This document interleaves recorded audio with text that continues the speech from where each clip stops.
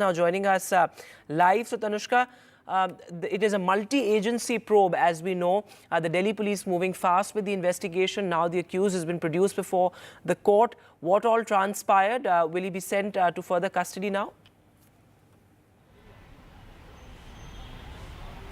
Right, so I'm standing outside the Patiala House Court right now, and the recent update in the Amit Shah doctored video case is that the Patiala House Court remands the accused Arun Reddy to 1 day of judicial custody.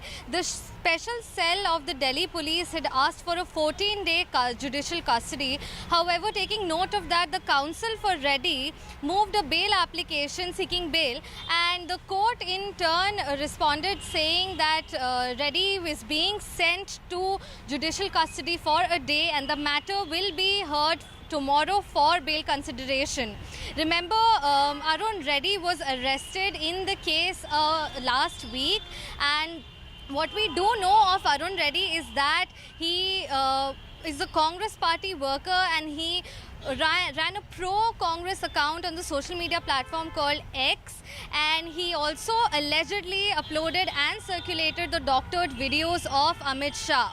The court, as of now, has remanded him to 1 day of judicial custody, and his matter for bail hearing will be heard tomorrow right here at the Patiala House Court. Back to you. Right, Tanushka, thanks very much for joining us with that. So as Tanushka is pointing out, he's been remanded to 1 day judicial custody. So an important development there. This is the Delhi police has, of course, arrested various other Congress workers as well in various states like Telangana, Jharkhand, etc. as well. So this key accused are now sent to 1 day judicial custody. Let's cut across live to where the Prime Minister is speaking in Andhra Pradesh. Remember, Andhra Pradesh goes to polls in phase 4. अन्नी चोट्ला NDA प्रभुत्वं ఏర్పాటు కాబోతోంది. साथियों, इस चुनाव में एक और Congress party है और दूसरी ओर वाईएसआर कांग्रेस है. कांग्रेस के नेता यहां नतीजों से पहले ही हार मान गए चुके हैं और आंध्र प्रदेश की जनता ने वाईएसआर कांग्रेस को भी पूरी तरह रिजेक्ट कर दिया है. आंध्र प्रदेश में वाईएसआर कांग्रेस को पूरे 5 इयर्स का अवसर मिला. इन्होंने ये 5 इयर्स भी बर्बाद किए और आंध्र को भी विकास में पीछे कर दिया. మిత్రులారా, ఈ ఎన్నికల్లో రెండు ప్రమాదాలున్నాయి. ఒకటి కాంగ్రెస్ పార్టీ, రెండవది వైఎస్ఆర్ కాంగ్రెస్. కాంగ్రెస్ నాయకులు ఎన్నికల ఫలితాలు వెలువడడానికి ముందే పరాజయాన్ని అంగీకరించారు. ఆంధ్రప్రదేశ్లో ఉన్నటువంటి ప్రజానీకము వైఎస్ఆర్ కాంగ్రెస్ ని కూడా పూర్తిగా తిరస్కరించింది. ఆంధ్రప్రదేశ్లో వైఎస్ఆర్ కాంగ్రెస్ ప్రభుత్వానికి 5 సంవత్సరాలు అవకాశం లభించింది. కానీ ఈ 5 సంవత్సరాలని వాళ్ళు పూర్తిగా వృధా చేశారు. అంతేకాకుండా ఆంధ్రప్రదేశ్ అభివృద్ధిని కూడా వెనక్కి వెళ్లేలా చేశారు. साथियों, जब चंद्रबाबू जी की सरकार थी तभी राज्य विकास के टॉप पर था, लेकिन वाईएसआर कांग्रेस ने यहां विकास की गाड़ी को पटरी से उतार दिया. जनता के हित में काम करने के बजाय इस सरकार ने तो उल्टा आंध्र प्रदेश को ही भारी कर्ज में डुबो दिया. इसलिए देश हो या प्रदेश, आज विकास का एक ही गारंटी है और वो गारंटी है एनडीए. మిత్రులారా, అవిభక్త ఆంధ్రప్రదేశ్ ఉన్నప్పుడు చంద్రబాబు నాయుడు గారి ప్రభుత్వం ఉండింది. ఆ ప్రభుత్వము అభివృద్ధిలో ఈ రాష్ట్రాన్ని అన్నిటికన్నా పైన టాప్ కి తీసుకువెళ్ళింది. కానీ రాష్ట్రం ఏర్పాటైన తరువాత వైఎస్ఆర్ కాంగ్రెస్ ఈ అభివృద్ధి రథం ఏదైతే ఉందో దాన్ని పట్టాలు తప్పించింది. ప్రజల హితం కోసం మేలు కోసం పనిచేయడానికి బదులు ఈ ప్రభుత్వము ఆంధ్రప్రదేశ్ని భారీ అప్పుల ఊబిలో కూరుకుపోయేలా చేసింది. కాబట్టి దేశమైన ప్రదేశమైన దేశమైన రాష్ట్రమైన నేడు అభివృద్ధికి ఉన్నటువంటి ఏకైక గ్యారంటీ एनडीए। साथियों, आंध्र युवाओं और युवा टैलेंट का प्रदेश है। टेक्नोलॉजी में आपकी काबिलियत का लोहा पूरी दुनिया मानती है। इसलिए आज जब देश तेजी से आगे बढ़ रहा है तो आंध्र का तेजी से आगे बढ़ना उतना ही जरूरी है। लेकिन यहां की राज्य सरकार में ये उम्मीद बेकार है। डेवलपमेंट के नाम पर यहां काम जीरो और करप्शन 100% हुआ है। यहां केंद्र सरकार के प्रोजेक्ट्स को डीले करके जनता के हित को डिरेल कर दिया है।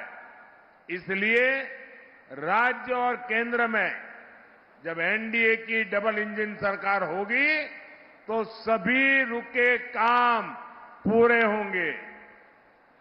మిత్రులారా, ఆంధ్రప్రదేశ్ యువతలోని సామర్థ్యానికి చెందినటువంటి రాష్ట్రము. టెక్నాలజీలో సాంకేతిక పరిజ్ఞానంలో ఆ సామర్థ్యంలో ఆంధ్రప్రదేశ్ యువకుల శక్తిని యావత్ ప్రపంచం గుర్తించింది. అందుకే ఈ దేశము వేగవంతంగా అభివృద్ధి చెందాలన్నట్లయితే చెందుతున్నటువంటి సమయంలో ఆంధ్రప్రదేశ్ కూడా అంతే వేగవంతంగా అభివృద్ధి చెందడం చాలా అవసరం. కానీ ఇక్కడ ఉన్నటువంటి రాష్ట్ర ప్రభుత్వం నుంచి ఈ రకమైనటువంటి దాన్ని ఆశించటము పూర్తిగా వృధా.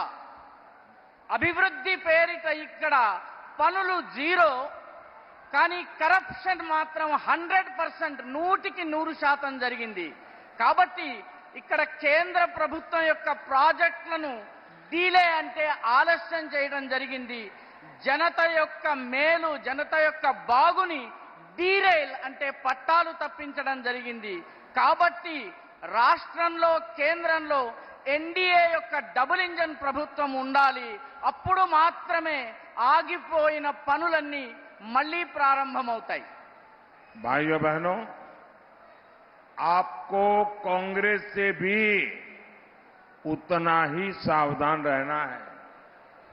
आप याद करिए, 10 साल पहले कांग्रेस ने देश को कहां पहुंचा दिया था।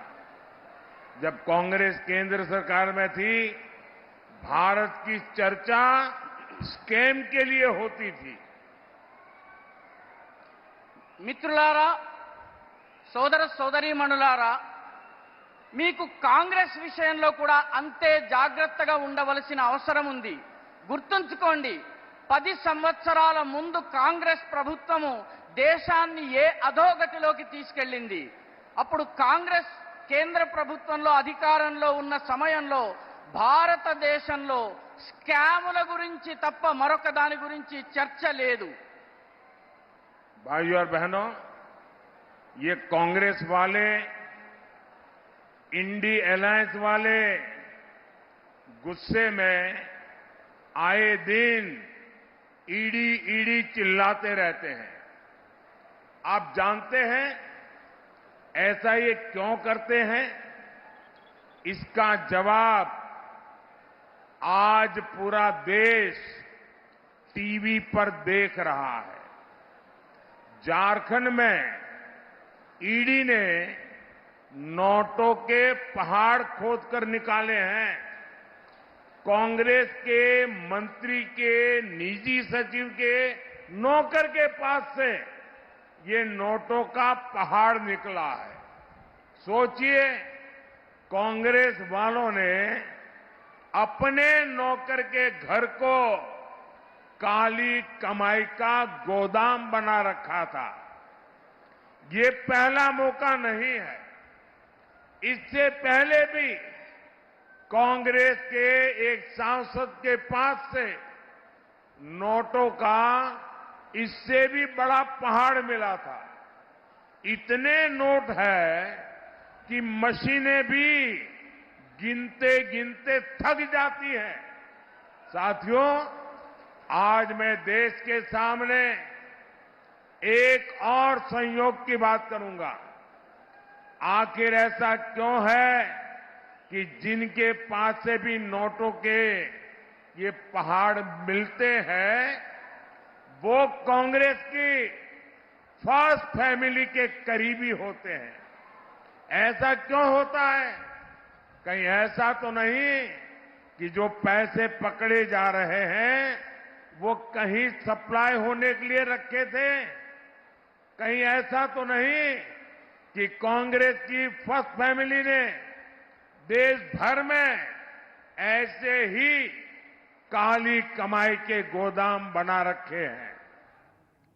All right, so the Prime Minister there in Andhra taking on Jagan Mohan Reddy. Remember, this time the BJP is fighting an alliance with Chandrababu Naidu's TDP and Pawan Kalyan's Janasena. With that, we'll take a short break now, but news continues on the other side.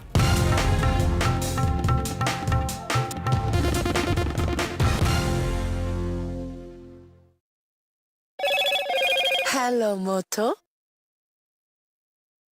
Motorola, India's best 5G smartphone brand.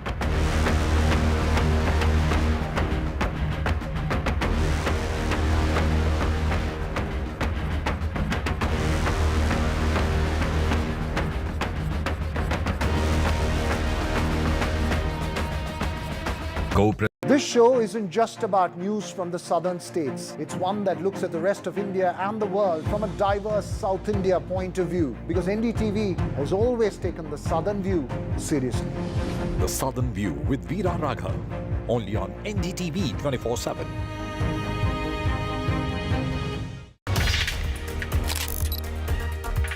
I do hope all of you are going to go out and cast your vote, and especially the youth of the country.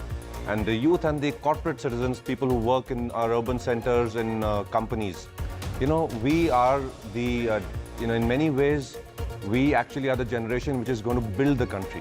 So I do hope all of you get out and vote. It is not just our responsibility, but it's also our core participation in building the future country of our dreams.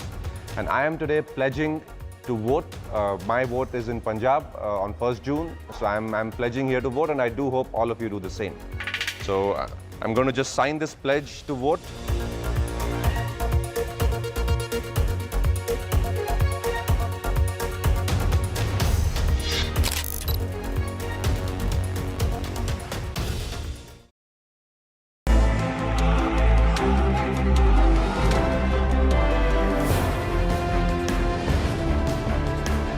The biggest carnival of democracy, India's general election. Prime Minister Modi makes a formal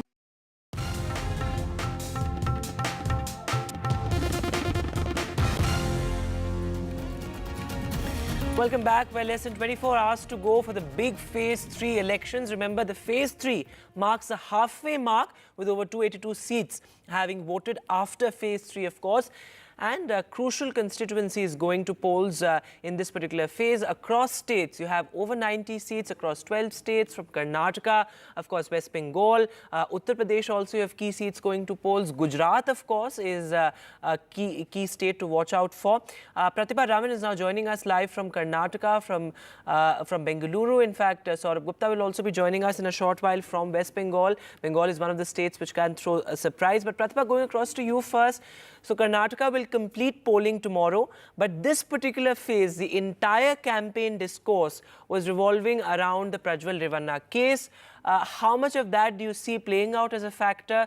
The bad optics for the BJP-JDS alliance, its hopes in North Karnataka. How much of that do you see happening in this particular phase? Well, talking of this becoming a definite poll plank for the Congress, launching an all-out attack against the BJP as well as the JDS. Remember, the BJP-JDS are in alliance here, and this entire controversy revolving around the first family of the JDS has definitely been a big disadvantage. But of course, the main face-off has been between the BJP and the Congress as far as the 14 constituencies of Karnataka are concerned. However, the BJP has distanced itself from the scandal. The JDS president too has time and again spoken about why we should not bring the BJP with respect to this scandal, and we need to keep the two away from each other. Union Home Minister Amit Shah as well making statements talking about how those videos are deplorable and how they stand for Nari Shakti. Talking about all of these playing a major role because this is a make or break election for the Chief Minister of Karnataka, Siddaramaiah, using this as a poll plank. A marked difference between what really happened with the previous phase of the Lok Sabha election here in Karnataka, where the poll plank was mainly the guarantees, the Modi guarantees versus Congress guarantees there. But this time around, it is this controversy that is being played out. Interesting seats to watch out for is definitely the Kalburgi seat, which is becoming a prestige battle for AICC President Mr. Mallikarjun Kharge. And also we have Hubli Dharwad, which is again a major seat for Prahlad Joshi, senior BJP leader there. Lingayat Seer, who has opted out of the electoral race, but then holds a lot of influence when it comes to the vote bank there in Hubli Dharwad region. The only constituency among these 14 that will see a triangular fight is Shimoga, where we have BJP's rebel leader as well as now expelled leader K.S. Ishwarappa standing as an independent candidate to mainly fight against BJP veteran Mr. B.S. Yediyurappa, whose son B.Y. Raghavendra would be fighting there against the Congress's Geeta Shivraj Kumar, who is the wife of Kannada superstar Shivraj Kumar, also the daughter of former CM Mr. Bangarappa. So interesting seats there and an interesting contest to watch out for as far as Karnataka is concerned. Absolutely. Saurabh Gupta is also with us now. So Saurabh, in West Bengal, you are joining us from Malda, of course, crucial seats going to polls from Murshidabad, Malda. These are also seats that have reported a history of poll violence. Is that a big concern, of course, for the State Election Commission? What are the security preparations like? Oh yes, poll violence is definitely a concern in West Bengal, but this time around I would perhaps be brave enough to say that in the first two phases there hasn't been that much violence, or it's been comparatively much less to previous elections. And that's a good sign, and one hopes that trend continues. Now, in the first two phases, we saw seats that were all held by the BJP going to polls. And the BJP is confident of winning those seats. Some seats Trinamool believes could turn. But now, in this phase, are the seats where there is going to be a keen contest. These are seats that are held by the Congress. These are seats that are held by the BJP, and these are seats that are held also by the Trinamool. For example, Malda South is held by the Congress, Malda North is held by the BJP, Murshidabad is held by the Trinamool, and Jongipur is also held by the Trinamool. Now, Malda South is of course seeing an interesting contest with Shrirupa Mitra Chaudhary, social worker, contesting from there. Last time her margin was not very big, so she is very confident. I beg your pardon. Now on the other hand, you also have Malda North, where Khogin Murmu won because of a division of votes in the Congress, or in the Ghani Khan family candidates. There were two candidates there who were from the Ghani Khan family, and therefore they divided votes. In Murshidabad, this time you have the CPM fielding Mohammad Salim, a senior leader. So that's again a contest, and the Congress and the CPM have an understanding.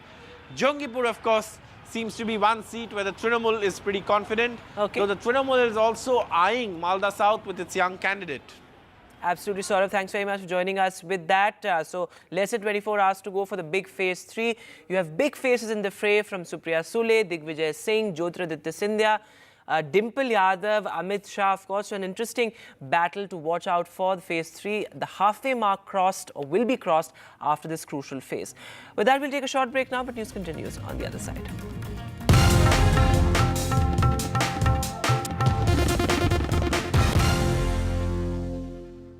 प्रत्येक काळात गरज असते एका नव्या आवाजाची, सोबत नवा दृष्टिकोन, तसंच नव्या विचारांची. असा आवाज जो मोठमोठ्या मुद्द्यांमध्ये हरवणार नाही आणि मातीतले मुद्दे मांडायला कधी विसरणार नाही. पत्रकारितेतील हाच नवीन आवाज घेऊन येत आहोत तुमच्यासाठी आम्ही एनडीटीव्ही मराठी. आमचा हा आवाज आरडाओरड करणारा नसेल, तर तिखट प्रश्नांनी कशाला कोरड पाडणारा असेल. हा आवाज तेच सांगेल जे प्रत्यक्षात घडलंय आणि महाराष्ट्राच्या मनात नक्की काय काय दडलंय. या आवाजात निडरपणा आहे, सह्याद्रीचा कडा आहे, मराठी बाणा आहे. पूर्ण पडताळल्यानंतरच सत्य सांगेल हा आवाज, आणि केवळ आजचाच नाही तर भविष्याचाही वेध घेईल हा आवाज. नव्या महाराष्ट्राचा नवा आवाज एनडीटीव्ही मराठी. दुनिया के सबसे बड़े लोकतंत्र का वो चुनाव जो देश और दुनिया को बदलने की ताकत रखता है. सरकार बनाएंगे करीब 100 करोड़ लोग, जिससे तय होंगे पीएम, पॉलिसी और फ्यूचर. इस सबसे बड़े चुनाव की बड़ी बातों को डिकोड करने के लिए मेरे साथ होंगे देश के जाने माने एक्सपर्ट्स. देश के चुनिंदा शहरों से एनडीटीवी की सबसे बड़ी पेशकश बैटल ग्राउंड देखिए मेरे साथ सिर्फ एनडीटीवी पर, क्योंकि चुनाव मतलब NDTV.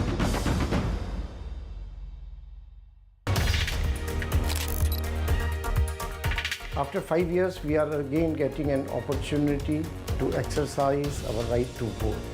This is a right which has been earned after a very long and hard struggle by our great leaders. We must not waste this opportunity. I have pledged that I will vote. I have appealed to all my family members and friends to come out and vote for the development of our great nation.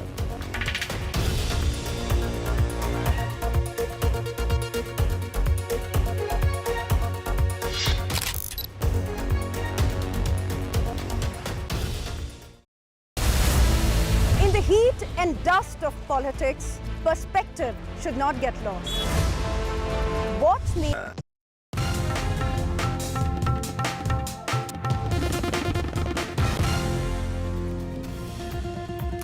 Welcome back. Another big paper leak has now been reported in Rajasthan and Bihar, this time over the NEET examination, which is, of course, the medical entrance examination. A couple of students, in fact, hundreds of students have complained of paper leak and wrong question papers being handed out to them in Bihar and Rajasthan. Remember, this particular examination was held across states, over 500 cities. Now, the National Testing Agency, which conducts this examination, has also come out with a clarification. It has agreed to the error in the wrong question papers, but has refuted claims of paper leaks. Of course, that is something that it's not talked about, but several dummy candidates were also found in cities across Bihar and Rajasthan. So an absolute mess of this big examination.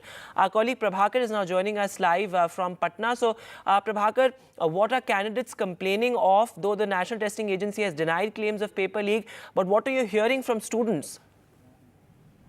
We haven't been able to talk to the students as of now, but we have been in touch with the authorities and the police agencies who are actually investigating this case. They are also saying that it's a case of proxy students sitting, the dummy candidates basically appearing in the name of the actual candidates, and the paper leak is not being confirmed by the investigating agency, that is the Patna police. Remember, the FIR has been lodged in Patna. Patna police is investigating into it, but they are as of now not confirming the paper leak. There are 14 arrests made in Patna so far. Out of those 14 arrests, 5 were the solvers, as they call them. Solvers are the dummy candidates who actually appear on behalf of the actual candidates. And the tip-off was received by Patna police through a central agency. We are hearing that it was probably CBI which actually got the tip-off that this kind of dummy candidates were sitting in the examination, and the Patna police acted on that tip-off. They raided few examination centers. 5 students were picked up, and interestingly, all those students actually are the medical students who are presently studying in medical colleges, various medical colleges in second year or third year. So they were basically paid money to appear on behalf of the students who are taking these examinations. So very interesting episode playing out here. The raids are still on. As we talk, the raids are still on. The gang members, 7 of them, they have been apprehended. So altogether 14 arrests made so far. That is confirmed officially by the police. Right, Prabhakar, thanks very much for joining us with that. This is another big paper leak that's now been reported. We, of course, remember the UP paper leak. So really, you know, the lives being played, the lives of students being played with all these papers getting leaked. And this is a big medical entrance examination. Over 30 lakh students, in fact, appear for it every year. And moving now to the big political row in Odisha. Well, soon after the collapse of the alliance between the BJP and the BJD, the Prime Minister now campaigning in Odisha, hitting out at Naveen Patnaik, which is quite rare for the Prime Minister. Generally, we don't see that happening. The Prime Minister said after Congress, it's now the BJD which has completely ruined Odisha, and that it's a misrule that we are witnessing in Odisha. Though Naveen Patnaik hit back, he said that the BJP is dreaming of forming a government in the state. Take a look. Odisha अमीर है, जनता गरीब है, इसका जवाब है ये पाप किसने किया? इसका जवाब है पहले कांग्रेस और फिर बीजेडी के नेताओं की लूट। ओडिशा में बीजेडी के छोटे-छोटे नेता भी बड़े-बड़े बंगले के मालिक हो गए हैं। सर बीजेपी कहते एथर ओडिशा रे समाने सरकार गठन करिवे। बहुत दिन हैला बीजेपी दिन रे स्वप्न देखी चलती। I think the BJP is realizing that just as 2019, Odisha, parts of Bengal are a potential catchment area. They have to increase their tally in these two states. You will be seeing far more sharp attack also against Mamata Banerjee come in Bengal as well. In Odisha, just as 2019, it's a bipolar contest which is playing out. For the Lok Sabha, the people, as we saw also in 2019, they have that preference for the government at the center and for the assembly elections, because it's a simultaneous elections which is going to take place in Odisha. There is that clear difference that we saw play out just as 2019 when people preferred Naveen Patnaik in the state, but when it came to the Lok Sabha elections, the BJP won 8 seats, increasing its tally by almost 17% from the number that they got, which was roughly around 21.9% in 2014. They went up to 38%. This time the BJP is hoping to better its tally further. They are hoping to better their position further. The Congress is nowhere really in the fray. So that is the reason why, because it's a clear battle of the center versus state which is playing out, the messaging here is that for the Lok Sabha, they should look at Prime Minister Modi. For the states, it's all right. The BJP yesterday, remember, released its manifesto in Bhubaneswar for the assembly elections with JP Nadda himself being on the ground with lots of promises that the party has made. But for the Lok Sabha elections, they are hoping that it would be a completely different picture. For the Lok Sabha elections, they are of the opinion that their number of 8, which came in 2019, would go up significantly in 2024. And that is the reason why some sharp attacks coming from the Prime Minister in Odisha. And moving now to the political controversy over the ED raids in Jharkhand. Remember, the central agency conducted a series of raids across multiple locations in Ranchi. In fact, over 25 crore rupees were actually recovered in cash. So those shocking visuals, those mounds of cash being recovered by the Enforcement Directorate. And the Prime Minister has also now hit out over the ED raids, saying that we are trying to save the country from the opposition's loot. In fact, the minister there says that this is nothing but political vendetta. And all of this is related to a former minister in Jharkhand. The Prime Minister also talked about this in his rally in Andhra Pradesh. The opposition, including the minister, says that this is a political conspiracy. देखिए, मेरा PS है विभाग के विभाग बोले बहुत सरकारी मुलाजिम है और मेरा पीएस है और हम लोग जो पीएस को रखते हैं तो अनुभवी देखकर ही रखते हैं। इसके पहले भी एक जगह नहीं दो मंत्री का पीएस रह चुके थे, उसी आधार पर उसको हम लोग लाए थे। अब बाकी अभी जो चर्चा चल रही है वो ईडी में तो वो तो जब तक उसका निष्कर्ष नहीं आएगा तब तक उस पर कुछ टिप्पणी करना उचित नहीं। आज यहाँ पड़ोस में झारखंड में नोटों के पहाड़ मिल रहे हैं, नोटों के पहाड़। लोगों का चोरी किया माल पकड़ रहा है मोदी वहां। अब मुझे बताइए, मैं चोरी बंद कर दूं, इनकी कमाई बंद कर दूं, इनकी लूट बंद कर दूं तो मोदी को गाली देंगे कि नहीं देंगे? देंगे कि नहीं देंगे? लेकिन गाली खा करके मुझे काम करना चाहिए नहीं करना चाहिए? See, as we speak, the counting of the currency recovered from the house of the house help of Mr. Sanjeev Lal, who happens to be the PS of the Minister Alam. So that is still on. The figures we have been told has crossed 30 CR. So 30 crores is what the recovery is so far, and they are still counting, because remember there are simultaneous raids at 9 other locations. There have been few recoveries from there as well. So we don't know the exact amount as to how much cash or the jewelry has been recovered from those locations, but the raid is still on. As we speak, the ED raids are still on at 9 locations. The counting of the cash is still under process. The bank officials have been called at that particular location, and they are counting the cash. We were told half an hour ago that it has crossed the figure of 30 CR. And see the way Mr. Narendra Modi is attacking and taken up this issue, it is very much on the expected line. Remember, Alamgir Alam comes from a Congress party. He is a very senior leader in Jharkhand as far as the Congress is concerned. He has been a minister since JMM came to power. He has been a ministerial colleague of the Chief Minister Hemant Soren, who is behind bars. So he's a man who actually represents Congress in Jharkhand, and this kind of recovery from the servant, from a house help of his PS is certainly which will raise fingers on him, on his party, and the opposition would not let this opportunity go away, especially when it's election time, when the election campaign is on in the full swing. The opposition, the NDA would certainly lap it, and that is exactly what the Prime Minister has done. So it's very much on the expected line, I would say. So, well, huge cash seizures in election season. But moving now to Rahul Gandhi's jibe at the Prime Minister.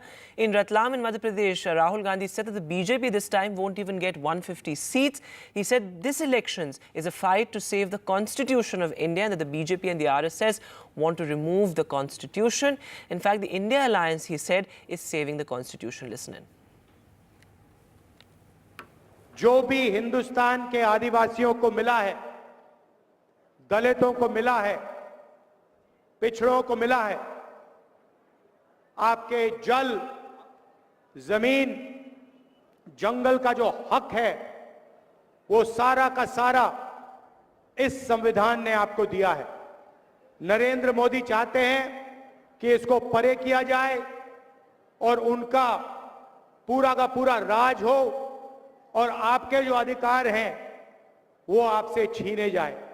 ये उनका लक्ष्य है और हम उनको रोकने की कोशिश कर रहे हैं।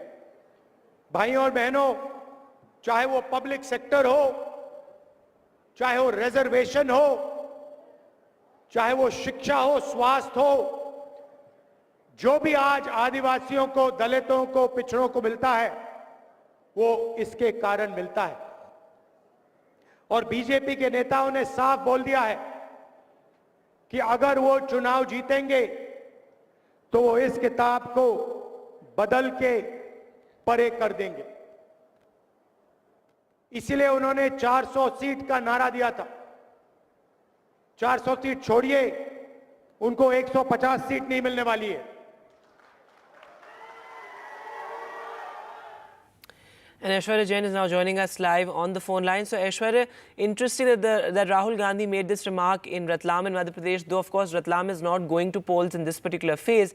But key contests in Madhya Pradesh, including where you are in Gwalior, in Guna of course, interesting there, Digvijay Singh, Jyotiraditya Scindia, so big faces in the fray, and the constitution debate taking centre stage.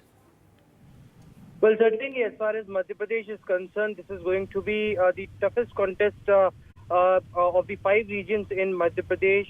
Gwalior Chambal region this time is witnessing the toughest electoral fight between the Bharatiya Janata Party and Congress. Remember, in 2023 assembly polls, both the parties have close contest, with BJP winning 18 seats and Congress back 16 seats. But it is former Congress President Rahul Gandhi who had again batted for the caste census while he was addressing a rally in Ratlam, claiming that it will reveal everything about the status of people and change of the directions of politics in the country. In fact, Rahul Gandhi went on to say that Bharatiya Janata Party gave slogan of 400 par but they have an intention to change the constitution. Remember, this is not the first time when former Congress President Rahul Gandhi had stated that Bharatiya Janata Party is trying and their leaders are trying to change the constitution of India, and therefore the reason perhaps they want the absolute majority in the parliament. But on the other side, it was Rahul Gandhi who also stated about their guarantees that they will be giving if they come into the power.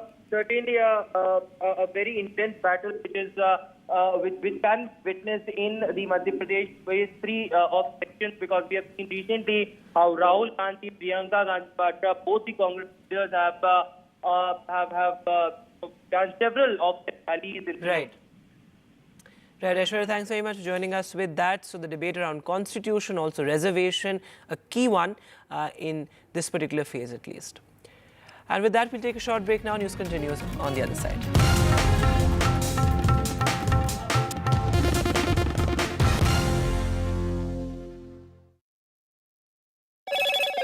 Hello, Moto. Motorola, India's best 5G smartphone brand.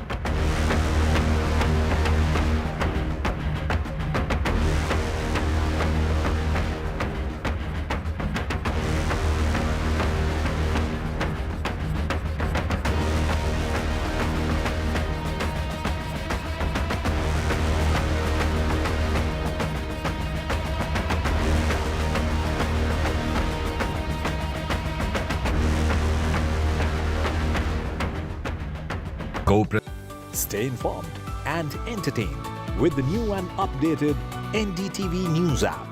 You can watch all our channels live, listen to podcasts, read breaking and exclusive news from around the world and more. Download the NDTV app today and get access to the best journalism and storytelling on your smartphone or tablet. The NDTV app. News that matters to you.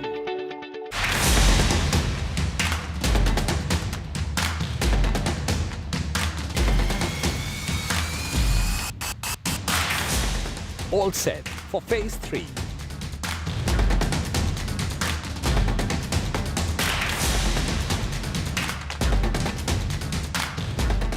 Biggest phases on NDTV.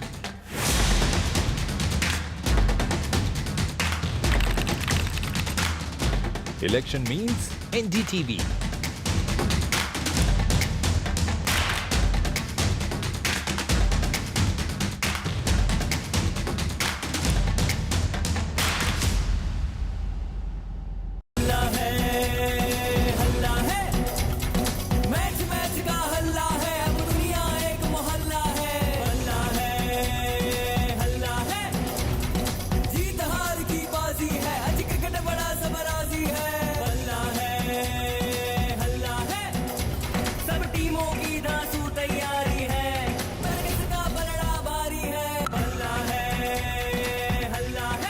IPL का हल्ला बल्ला और सबसे शानदार coverage सिर्फ NDTV पर। The 18th Lok Sabha elections. As always, NDTV has its ear to the ground. With the biggest pie of 80 seats, all eyes will be on Uttar Pradesh. Will the Troika ensure the Modi umbrella unites all? It is the first election in Naya Kashmir since the scrapping of Article 370. Will the same number of lotuses bloom in the desert, or can Gehlot lend a helping hand to India? With BJP having Max here with the only pillar standing of Chhindwara fall. Can Didi once again withstand the saffron tide? Will BJP stay strong in its northeast bastion? Jhadu ka jadoo or Modi magic? Can Congress gain lost ground in Punjab? Will Revanth Reddy be able to increase the Congress strength in Telangana this time? And in Andhra Pradesh, will the Juggernaut be able to stop Chandrababu Naidu and Pawan Kalyan? Can BJP win back its only stronghold in the south? Or will it be a Congress consolidation? Can BJP make a dent in the Dravidian den?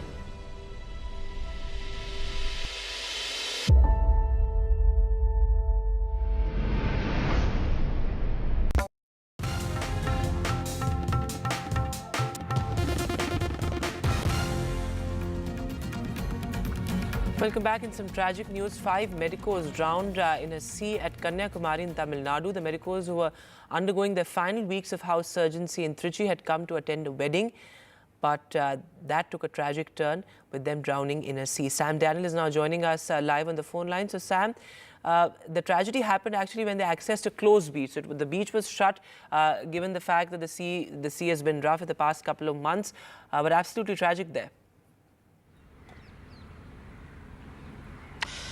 That's what the police say, Vedant, that a larger group, all of them from the SRM Medical College in Trichy, had come to Kanyakumari for a wedding yesterday, and they had split into smaller groups to explore the town, and this group had come to this closed beach, Lemur beach in Kanyakumari, and they had access through a private coconut grove. That's what the police say. And when they were taking a dip, they were caught in a huge wave and they were trapped inside. At the moment, 5 have died, one from Andhra and all others from different parts of Tamil Nadu, including 2 women and 3 other women interns. They are being treated at the Asari Pallam Medical College Hospital in Kanyakumari, and at least the condition of 2 students, police say, continues to be critical. And investigation is underway, and it's a double whammy of sorts, because yesterday another group from Chennai, 3 of them, drowned in another sea in Kanyakumari. It's a very rough season, the police say. Both the sea is choppy and rough, and that's why this particular private beach was shut. But these students, who could have otherwise finished their course and become doctors in a couple of weeks, met with this tragic end. Absolutely, Sam. Very tragic there. 5 medical students dying in this incident in Kanyakumari. And well, let's cut across live to where Amit Shah is speaking in Bihar. Of course, crucial constituencies of Bihar go to polls in the next phase as well. Let's listen in. आगे आओ नित्यानंद जी, आप नित्यानंद जी को सांसद बनाकर भेज दो, उसको बड़ा आदमी बनाने का काम मैं करूंगा, मैं क्या कर जाता हूं भाई। ये नित्यानंद जी ने नरेंद्र मोदी जी के साथी के नाते, मेरे साथी के नाते गृह विभाग में हमेशा चौक चौबंद काम किया है, और इसके साथ साथ कोविड की महामारी में पूरी रात, मैं तो बीमार भी पड़ गया था, इनको कुछ नहीं हुआ, पूरी रात जब तक कोविड चला, 6 बजे से सुबह 6 बजे तक कंट्रोल रूम में बैठकर देश भर के कोविड के दर्दियों की सेवा हमारे नित्यानंद राय ने की। जब मोदी जी वैक्सीन लेकर आए, देश भर में वैक्सीन पहुंचे, दुनिया भर से ऑक्सीजन कंसंट्रेटर पहुंचे, इसकी जिम्मेदारी मोदी जी ने किसी एक व्यक्ति को दी थी, तो हमारे नित्यानंद राय को। भाइयों बहनों, मुझे बताओ जरा, आप सभी को कोरोना का दोनों टीका लगा है या नहीं लगा है? ऐसे नहीं यार, 2 टीका लगा है तो दोनों हाथ उठाइए, लगा है या नहीं लगा है? 4 आना भी देना पड़ा है। मोदी जी ने कॉफी पिलाकर सामने से टीका लगाया ना, और उस वक्त राहुल बाबा क्या कहते थे? मत लगाओ, ये तो मोदी टीका है, बीमार पड़ जाओगे। अच्छा है उजियारपुर वालों, आप राहुल बाबा की नहीं सुनते हो, आपने टीका लगा दिया। फिर जब पूरे देश भर ने लगाया, तो एक दिन रात को राहुल बाबा और प्रियंका भी अंधेरे में जाकर टीका लगा दिए। अरे भाइयों बहनों, राहुल बाबा को शर्म आनी चाहिए। कोरोना जैसी महामारी में एक और हमारा नित्यानंद राय पूरी रात जगकर लोगों की सेवा करता था, और आप कोरोना में राजनीति कर रहे हैं। भाइयों बहनों, इनके मन में कोई दया माया नहीं है। यहां पर 2000 में दलसिंह सराय में रेलवे ओवरब्रिज की मांग करी थी, मगर लालू जी मंत्री रहे, कुछ नहीं किया। अब ओवरब्रिज का भूमि पूजन हमारे नित्यानंद ने मोदी जी के साथ मिलकर कर दिया। बहुत जल्द ये ओवरब्रिज बनने वाला है। नेशनल हाईवे 122 हाजीपुर से बेगूसराय तक इसकी स्वीकृति मिली। नदी के किनारे जल्दी नेशनल हाईवे नहीं बनते हैं।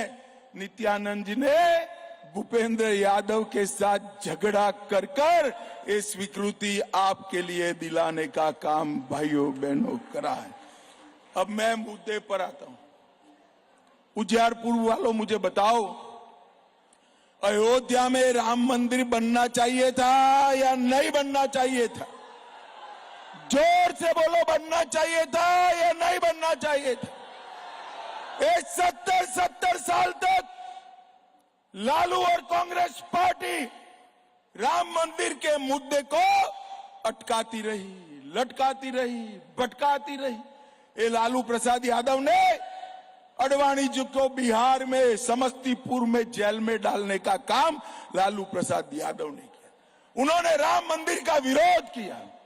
आपने मोदी जी को दूसरी बार प्रधानमंत्री बनाया। 5 ही साल में मोदी जी ने केस भी जीता, भूमि पूजन भी किया और 22 जनवरी को प्राण प्रतिष्ठा कर जय श्री राम कर दिया। परंतु मित्रों, जब प्राण प्रतिष्ठा हो रहा था, लालू जी को भी निमंत्रण मिला, ये राहुल बाबा प्रियंका गांधी को भी मिला, परंतु ये प्राण प्रतिष्ठा में नहीं गए। उनको अपनी वोट बैंक की चिंता है, वोट बैंक की, डरते हैं वो। इनकी वोट बैंक कौन है मालूम है ना भाई?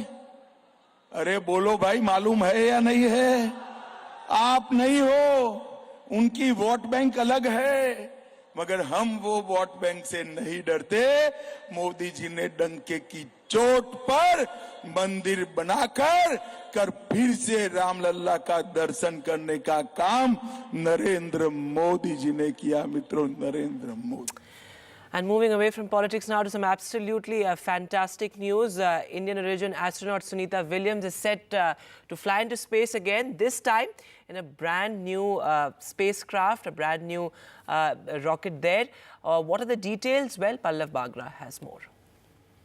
There is great anticipation as Indian origin NASA astronaut Captain Sunita Williams is ready for her third space sojourn. Sunita Williams has traveled to the International Space Stations on 2 earlier occasions, has spent 322 days in space, and has had over 50 hours of spacewalk. Very soon, she will lift off on an Atlas V NASA rocket and test fly the Boeing Starliner spacecraft. Captain Sunita Williams will test fly this maiden spacecraft and create history as being the first lady in the world to test fly a human spacecraft on its maiden mission. Captain Sunita Williams, her father, Dr. Deepak Pandya, was born in Gujarat, later migrated to America, and Captain Sunita joined the Navy and subsequently became an astronaut. In an earlier interview to NDTV, Captain Sunita Williams had confirmed that she will be carrying a statue of Lord Ganesh to the International Space Station on this commercial crew flight. NASA has contracted 2 commercial agencies, SpaceX and Boeing, for ferrying astronauts up and down to the International Space Station. SpaceX has been doing this for long, and Boeing is going to test fly after a series of issues and carry forward this test flight for the Boeing Starliner. India also has a human space flight program, the Gaganyaan program, and 4 Gaganyatris have already been chosen. ISRO sends good wishes and good luck to Captain Sunita Williams on this milestone mission. It's absolutely brilliant news there, but some more news coming in where a fire broke out in the campus of a carbide factory in Bhopal in Madhya Pradesh. The reason for the fire has not been ascertained yet, but absolutely shocking visuals there, smoke billowing out of that fire factory there. Though this is not a residential area, so no casualties have been reported as of now, but shocking there, this huge fire at that carbide factory.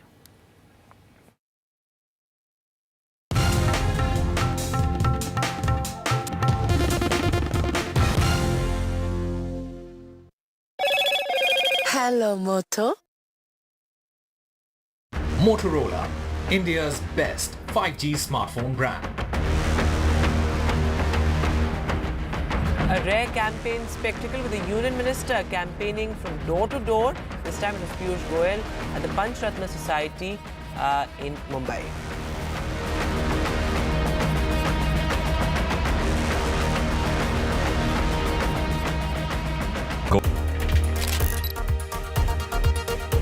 I pledge to vote and encourage all my colleagues at Godrej Industries Limited and associate companies to exercise their voting rights. It's the essence of democracy, and we stand firmly behind it. I would also urge everyone else to vote. We are thrilled to join NDTV's pledge to vote campaign and help spread the word in the corporate world and beyond.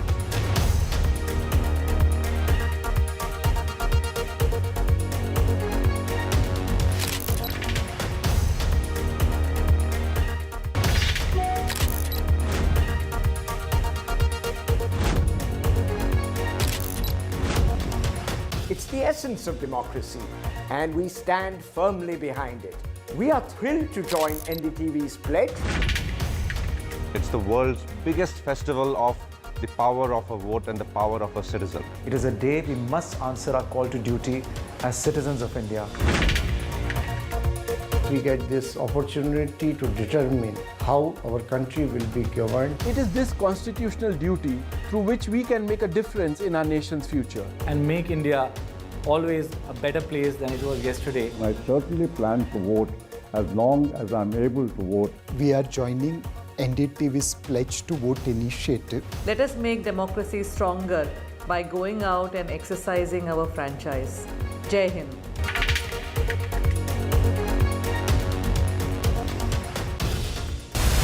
Data drives our understanding of any election. What does a dip in voting percentage mean? What are the big factors to watch out for this poll season? Join me, Amitav Tiwari, in a data deep dive only on NDTV, where we decode and simplify the data for you.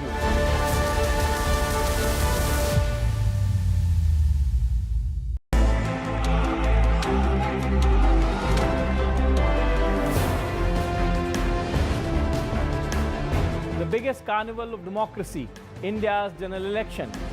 Prime Minister Modi makes a formidable bid for a hat-trick. The opposition is trying to mount a united challenge. And the southern parties are standing their ground. As battle lines are drawn, Join us on an exciting journey on the road to 2024. Indian elections, a festival like no other. And NDTV covers elections like no other. When India votes, you can count on us.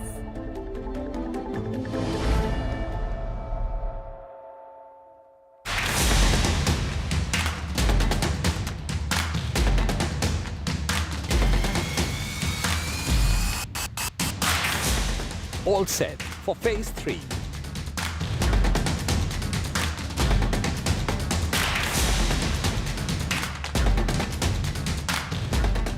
Biggest phases on NDTV. Pro.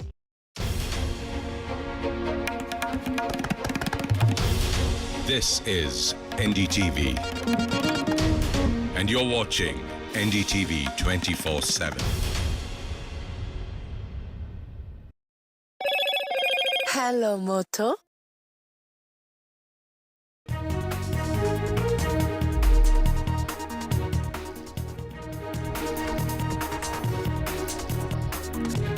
Rahul Gandhi's constitution jibe at the BJP. Rahul Gandhi says the BJP and the RSS want to finish the constitution. He says this election is to save the constitution.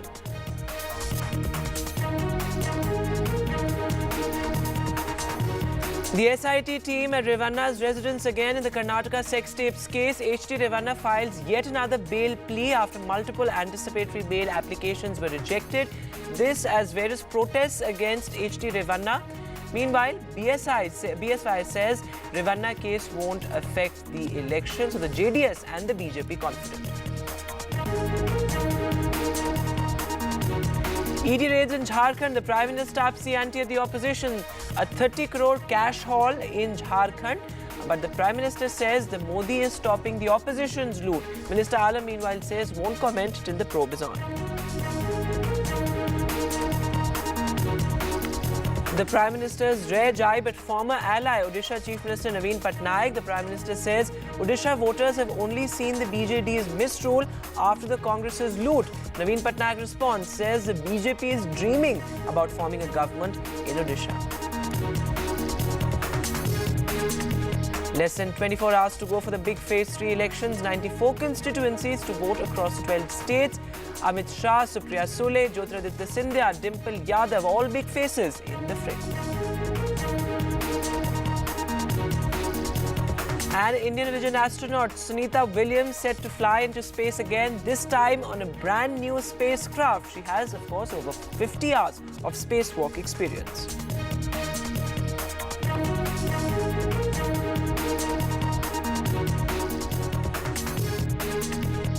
Hello and welcome. You're watching NDTV. I'm Vedanta Agarwal. Our lead story, well, the constitution debate taking centre stage as far as the poll discourse is concerned. Less than 24 hours ahead of the big Phase 3 elections, Rahul Gandhi hit out at the BJP and the Prime Minister, saying that if they come back to power, they will remove the constitution or amend it significantly. This is not the first time that Rahul Gandhi has made this remark. Earlier as well in the campaign trail, Rahul Gandhi has reiterated time and again that the BJP will remove the 50%, will remove, key aspects of the constitution. He also said that the Congress will remove the 50% cap as far as the reservation is concerned. Listen in. जो भी हिंदुस्तान के आदिवासियों को मिला है, दलितों को मिला है, पिछड़ों को मिला है, आपके जल, जमीन, जंगल का जो हक है, वो सारा का सारा इस संविधान ने आपको दिया है। नरेंद्र मोदी चाहते हैं कि इसको परे किया जाए और उनका पूरा का पूरा राज हो और आपके जो अधिकार हैं वो आपसे छीने जाए। ये उनका लक्ष्य है और हम उनको रोकने की कोशिश कर रहे हैं। भाइयों और बहनों, चाहे वो पब्लिक सेक्टर हो, चाहे वो रिजर्वेशन हो, चाहे वो शिक्षा हो, स्वास्थ्य हो, जो भी आज आदिवासियों को, दलितों को, पिछड़ों को मिलता है, वो इसके कारण मिलता है। और बीजेपी के नेताओं ने साफ बोल दिया है कि अगर वो चुनाव जीतेंगे तो वो इस किताब को बदल के परे कर देंगे। इसलिए उन्होंने 400 सीट का नारा दिया था। 400 सीट छोड़िए, उनको 150 सीट नहीं मिलने वाली है। Already our Prime Minister himself clarified that we are not going to touch Constitution, the Ambedkar Constitution, which is we are not going to touch. Unnecessarily, the Congress people are telling so many things for that no value. I am not telling you. Even Prime Minister himself clarified all these things. We need not discuss about Rahul Gandhi's statements because they are not going to get even 50 seats in this Lok Sabha election. So, well, Rahul Gandhi there reiterating this constitution jibe. Earlier as well, Rahul Gandhi has made this point that this whole slogan of 400 par is only being sort of bandied around by the BJP so that they can come to power and change the constitution. So the BJP, of course, has said that these are unfounded fears, and the BJP has had a majority for the past 10 years as well, and that they were in a position to actually amend the constitution, but that they will not tamper with the key aspects of constitution, which are of course sacrosanct. There are certain parts of the constitution which are sacrosanct and which will not be tampered with. This is what the BJP stand has been. Vasudha Venugopal is now joining us live on the phone line. So Vasudha, you spoke to the Home Minister about this, asking him about these fears of a change or amendment in the key aspects of the constitution, and he said that the BJP was in a position to change the constitution, but they didn't. Absolutely, Vedant. And if you look at what Rahul Gandhi has said today, he was speaking in Ratlam in Madhya Pradesh, and he said that this election is to save the Constitution of India, and he specifically talked about the RSS here, something that he attacks very often, an organization that he has been very critical of, and he said that the BJP and RSS want to change and remove the Constitution. He's also spoken about tribal votes, and he's saying that the India Alliance is trying to save the Constitution, and he has again said that the reason why the BJP want 400 seats is because they want to change the Constitution, basically inferring that they'll be made to the reservation policy. Now, this BJP leaders have firmly believed is nothing but scaremongering, because we did speak to the Home Minister about it. Not just the Home Minister, even the Prime Minister, in a variety of interviews that he gave in the last few days, have talked about this and said that if they really wanted to change the Constitution, they would have done it in the last 10 years, and they've always supported reservation. In fact, Mohan Bhagwat, the RSS chief, also came forward and spoke about it, and he said that the RSS has always been in favor of affirmative action. And Home Minister, in his interview to NDTV, also said that the BJP has always used,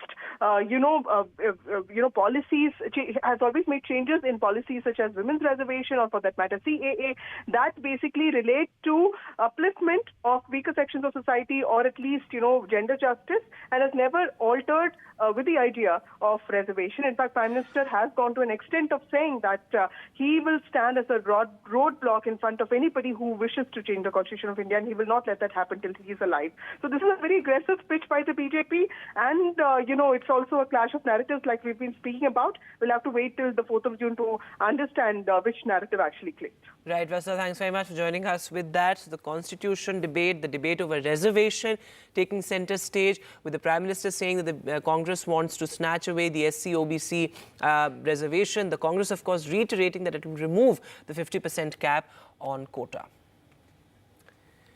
In other news now, well, after the collapse of the BJP-BJD alliance, the Prime Minister took a jibe at his former ally, ex-Chief Minister Naveen Patnaik there of Odisha. He said that after the Congress's loot, Odisha has only been witnessing misrule by the BJD. Naveen Patnaik responded. He said that the BJP is dreaming of forming the government in Odisha. Take a look.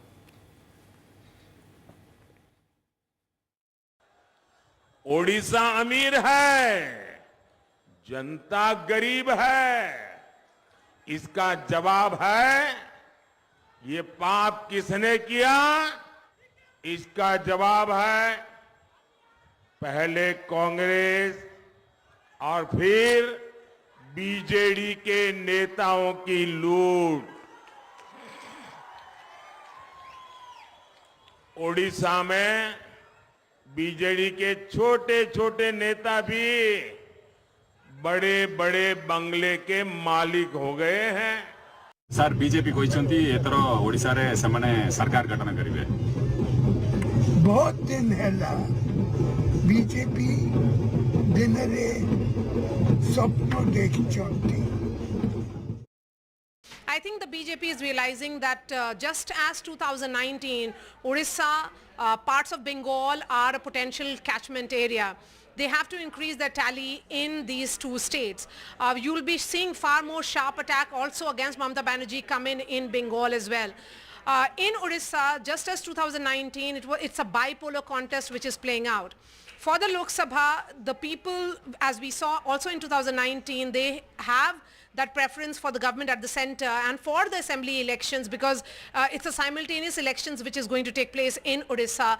There is that clear difference that we saw play out just as 2019 when people preferred Naveen Patnaik in the state, but when it came to the Lok Sabha elections, the BJP won 8 seats, increasing its tally by almost 17% from the number that they got, which was roughly around 21.9% in 2014. They went up to 38%. This time the BJP is hoping to better its tally further. They are hoping to better their position further. The Congress is nowhere really in the fray. So that is the reason why, because it's a clear battle of the center versus state which is playing out, the messaging here is that for the Lok Sabha, they should look at Prime Minister Modi. For the states, it's all right. The BJP yesterday, remember, released its manifesto in Bhubaneswar for the assembly elections, with JP Nadda himself being on the ground, with lots of promises that the party has made. But for the Lok Sabha elections, they are hoping that it would be a completely different picture. For the Lok Sabha elections, they are of the opinion that their number of 8, which came in 2019, would go up significantly in 2024. And that is the reason why some sharp attacks coming from the Prime Minister in Odisha. And moving now to the latest in the Karnataka sex tapes case, where the probe intensifying this as the Revannas continue to push for bail. HD Revanna has filed another application, another plea for bail. This as he is in a 3-day SIT custody. Remember earlier as well, the Sessions Court had rejected the anticipatory bail or the interim bail, citing the fact that he's an influential man and may tamper with witnesses. This is the SIT team landed up again at the Revanna residence, this time with a survivor. Of course, as I said, HD Revanna is in a 3-day SIT custody, but this is also a poll issue. B.S. Yedurappa has now said that this will have no impact on the BJP's performance in Karnataka. Take a look. Inquiry is going on, it will take its own course. So that will not affect our election. In what way Prime Minister or anybody is responsible? Particular persons, if they are really involved after inquiry is over, the law will take its own course. Because they lost hopes, they don't get even 3-4 seats in Karnataka. That's where speak all nonsense. And Pratibha Raman is now joining us live. So Pratibha, the investigation only intensifying, the Revannas pushing for bail, but let's look at it as a poll issue as well, because B.S. Yedurappa himself has said that this will not be, this will not impact the BJP's performance. But of course, it is an alliance with the JDS. Do you see this as an important poll issue? In fact, it has definitely been used as an important poll issue by the Congress, launching an all-out attack against the BJP as well as the JDS. However, we need to understand that the main face-off, as far as these 14 constituencies going to polls is concerned, well, the face-off is only between the BJP as well as the Congress. The JDS has no role to play there. However, with the fact that the BJP as well as the JDS are in alliance, we'll have to wait and see whether this would really affect their poll prospects or not.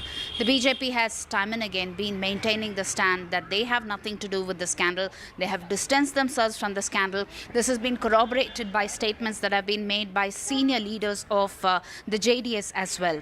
But as far as the case goes, yes, the investigation is being covered from all angles. On one hand, we have the SIT conducting its custodial interrogation of HD Revanna, along with spot inquest of the residents of HD Revanna, along with one of the survivors there, and at the same time using the help of the CBI, who have written to the Interpol to issue a blue corner notice to find out the whereabouts of Prajwal Revanna. While the question still remains as to where Prajwal Revanna is, when will he return to India, Karnataka's 14 constituencies will go to polls, and we'll have to wait and see how the Congress will use this as their poll plank and how the BJP would distance itself from the same.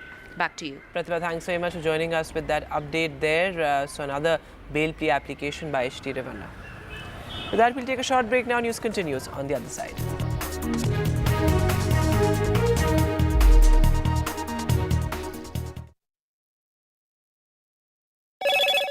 Hello, Moto. Motorola, India's best 5G smartphone brand.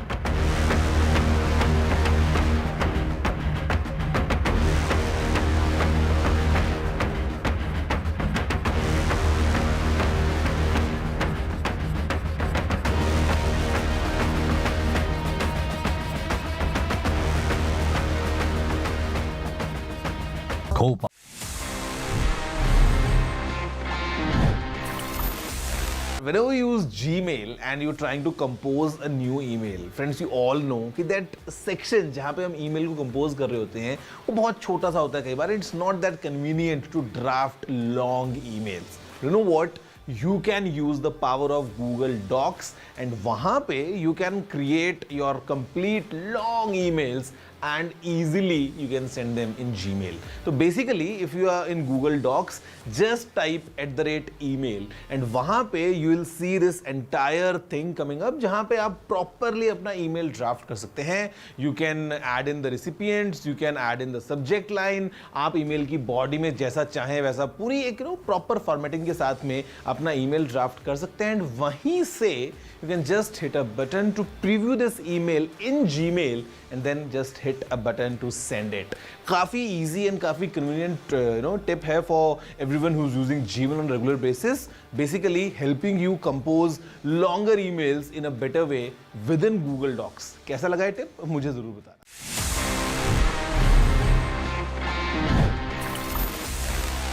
Stay informed and entertained with the new and updated NDTV News app. You can watch all our channels live, listen to podcasts, read breaking and exclusive news from around the world and more. Download the NDTV app today and get access to the best journalism and storytelling on your smartphone or tablet. The NDTV app. News that matters to you. Elections क्या हैं? Election is basically a reality TV show जिससे big boss चुना जाता है. The biggest festival of democracy. मेला है मेला. हमारी आवाज. Youth की आवाज. They make hashtags become a voting trend. They communicate their political views with memes. They turn their real ideas into reels. Youth makes elections a lot more fun, and we have just the right election shows for them. As India goes for its 18th general elections, join me, Arun Singh, for 18 Ka Vote only on NDTV. First-time voters, share your hopes and expectations from the leaders in the form of a video message. We'll feature select videos on NDTV. I pledge to vote. This is the only relationship between those who govern and those who are governed. It is the only way to hold or reward people or penalize them on the governance they have given. It is a centerpiece of our democratic architecture. We have a right which we must exercise.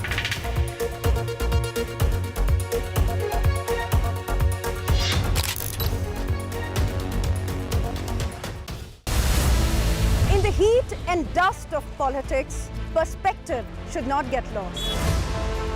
Watch me decipher hard politics through an academic lens, only on NDTV.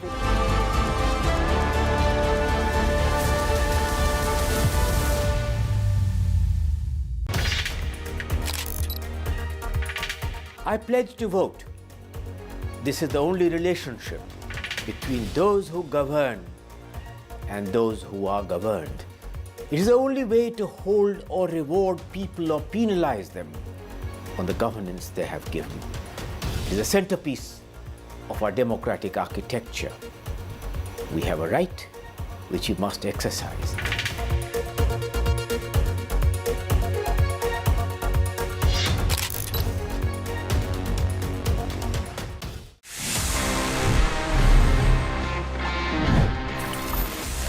Let me give you a very interesting piece of information.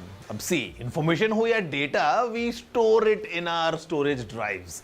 And usually we have multiple different options. I mean, external drives bhi hoti hain, we got SSDs, memory cards and whatnot. Now, usually you might have a drive capacity of, let's say, 1 terabyte, 2 terabyte, 4 terabyte, etc. But आपको पता है what's the maximum possible capacity right now? I mean, what's the highest capacity hard drive available globally? The answer is it's from Seagate, and the storage capacity is 30 terabytes. It's just imagine एक drive है, a single piece can hold data worth 30 terabytes. अब अगर आपको लग रहा है what about SSDs, so let me give you another shocker because it's from Nimbus and the exa drive has a maximum capacity of 100 terabytes. Just imagine 100 TB की storage हमारे पास में एक SSD में है. एक टाइम था जब मेमोरी कार्ड्स होते थे of 32 MB, 64 MB. Today we have memory cards going up to 1.5 terabytes, इतने से साइज में. And these kind of drives वैसे अगर आपके पास में हो तो आप क्या स्टोर कर सकते हो? बेसिकली आई थिंक योर मतलब बचपन से लेके एंड तक जितना डेटा हम जनरेट करें, I think 100 terabytes से ज़्यादा नहीं होने वाला है. So we can store everything in one place with these kind of drives. Did you know this? If yes, then amazing. If no, then please let me know by dropping in your emails to tg@ndtv.com.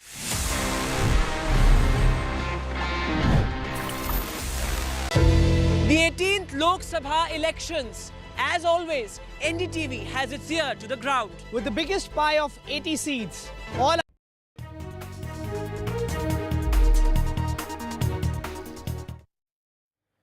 Welcome back. Politics over raids by the Enforcement Directorate in Jharkhand's capital, Ranchi. In fact, mounds of cash recovered from Ranchi there by the central agency. A series of raids were conducted across multiple locations in Ranchi. In fact, over 25 crore rupees were actually recovered in cash.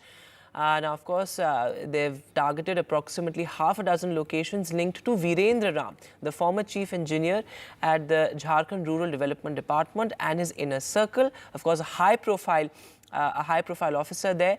He was arrested by the Enforcement Directorate in February last year in connection with a money laundering case. So there you can see those absolutely dramatic visuals there. And the Minister, Alamgir Alam, he says that till the time the probe is on, I will not comment on the issue. Meanwhile, Prime Minister Narendra Modi has raked up this issue, saying that Modi is trying to stop the opposition's loot. Take a look. देखिए, मेरा PS है विभाग के, विभाग बोले बहुत सरकारी मुलाजिम है और मेरा PS है, और हम लोग जो PS को रखते हैं तो अनुभवी देखकर ही रखते हैं. इसके पहले भी एक जगह नहीं दो मंत्री का PS रह चुके थे. उसी आधार पर उसको हम लोग लाए थे.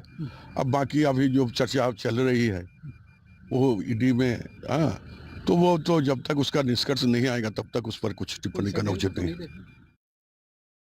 ये कहते हैं ED हम लोगों को परेशान कर रहा है. ये खैर आलमगीर आलम के निजी सचिव के नौकर के घर में अगर ये कोई 25 बता रहा है, कोई 30 बता रहा है कि इतना करोड़ रुपया अगर मिलता है तो ये क्या बता रहा है? आप तो कोई प्रश्न ही ये लोग नहीं कर सकते. इसलिए मैं तो कहूँगा सरकार से और विशेष रूप से कल्पना सोरेन से, भाई आप तो आलमगीर आलम को मंत्रिमंडल से बर्खास्त करनी चाहिए. झारखंड में ED ने नोटों के पहाड़ खोदकर निकाले हैं. कांग्रेस के मंत्री के निजी सचिव के नौकर के पास से ये नोटों का पहाड़ निकला है. सोचिए, कांग्रेस वालों ने अपने नौकर के घर को काली कमाई का गोदाम बना रखा था. ये पहला मौका नहीं है. इससे पहले भी कांग्रेस के एक सांसद के पास से नोटों का इससे भी बड़ा पहाड़ मिला था.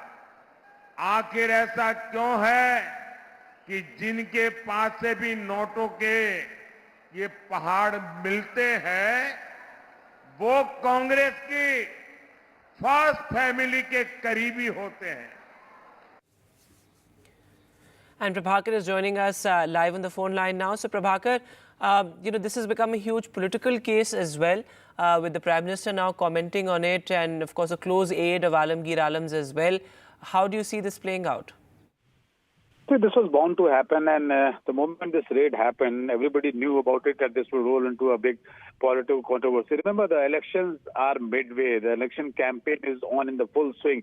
And any political party would not let this opportunity slip out of their hands. So the moment this raid was conducted and this kind of cash, the 30 crore cash was recovered, it was clear that BJP would lap this opportunity. And none other than the Prime Minister himself actually made the first statement, I would say. He took this issue up, and so it has now snowballed into a big political issue with BJP in cash throughout the elections, and it has brought a major embarrassment for the Congress, because they would have actually to answer many questions as it will play out in the 2024 battlefield.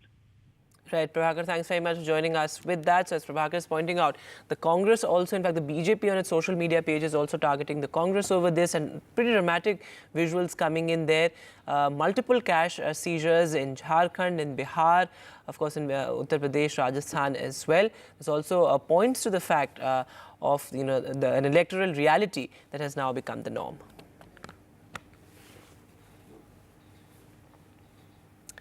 And moving out, the controversy over the alleged paper leak as far as the NEET examination is concerned. Remember, this is a medical entrance examination that we're talking about. There were various students that complained of paper leaks in Bihar as well as Rajasthan. In fact, 14 people have now been arrested in Patna. There were dummy candidates also that have been found out. Though the National Testing Agency, which conducts this examination, has refuted claims of any sort of paper leak. Though, of course, some students were given wrong question papers, and the NTA has conceded to that error, but refuting all claims of paper leak. Neeta Sharma, a senior colleague, is now joining us live. So, Neeta, the NTA is saying that, as per the security protocols, there was no paper leak that happened, strongly refuting claims of all these allegations. But of course, students complaining of paper leaks, students also complaining of getting wrong question papers. So questions will be raised.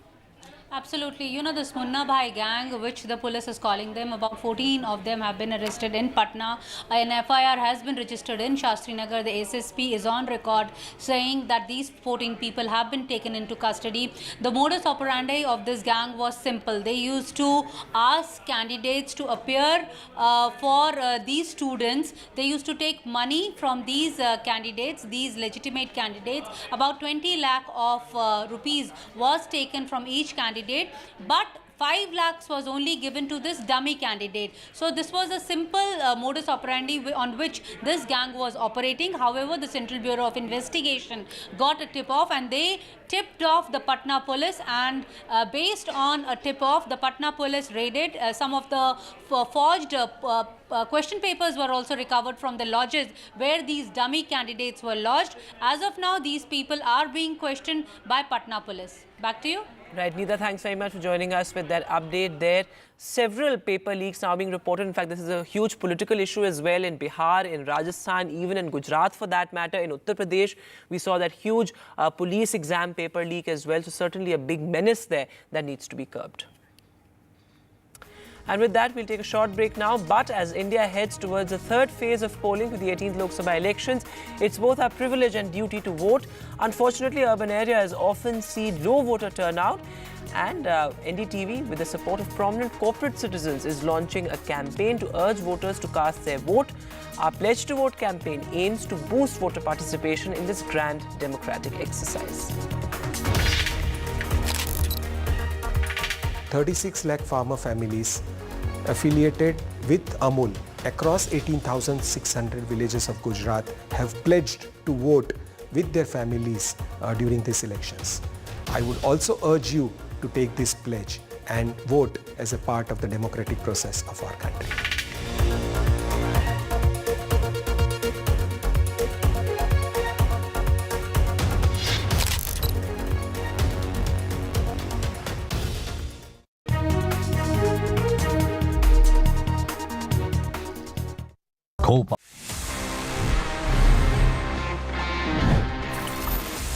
First gadget that we have for this week's episode is this.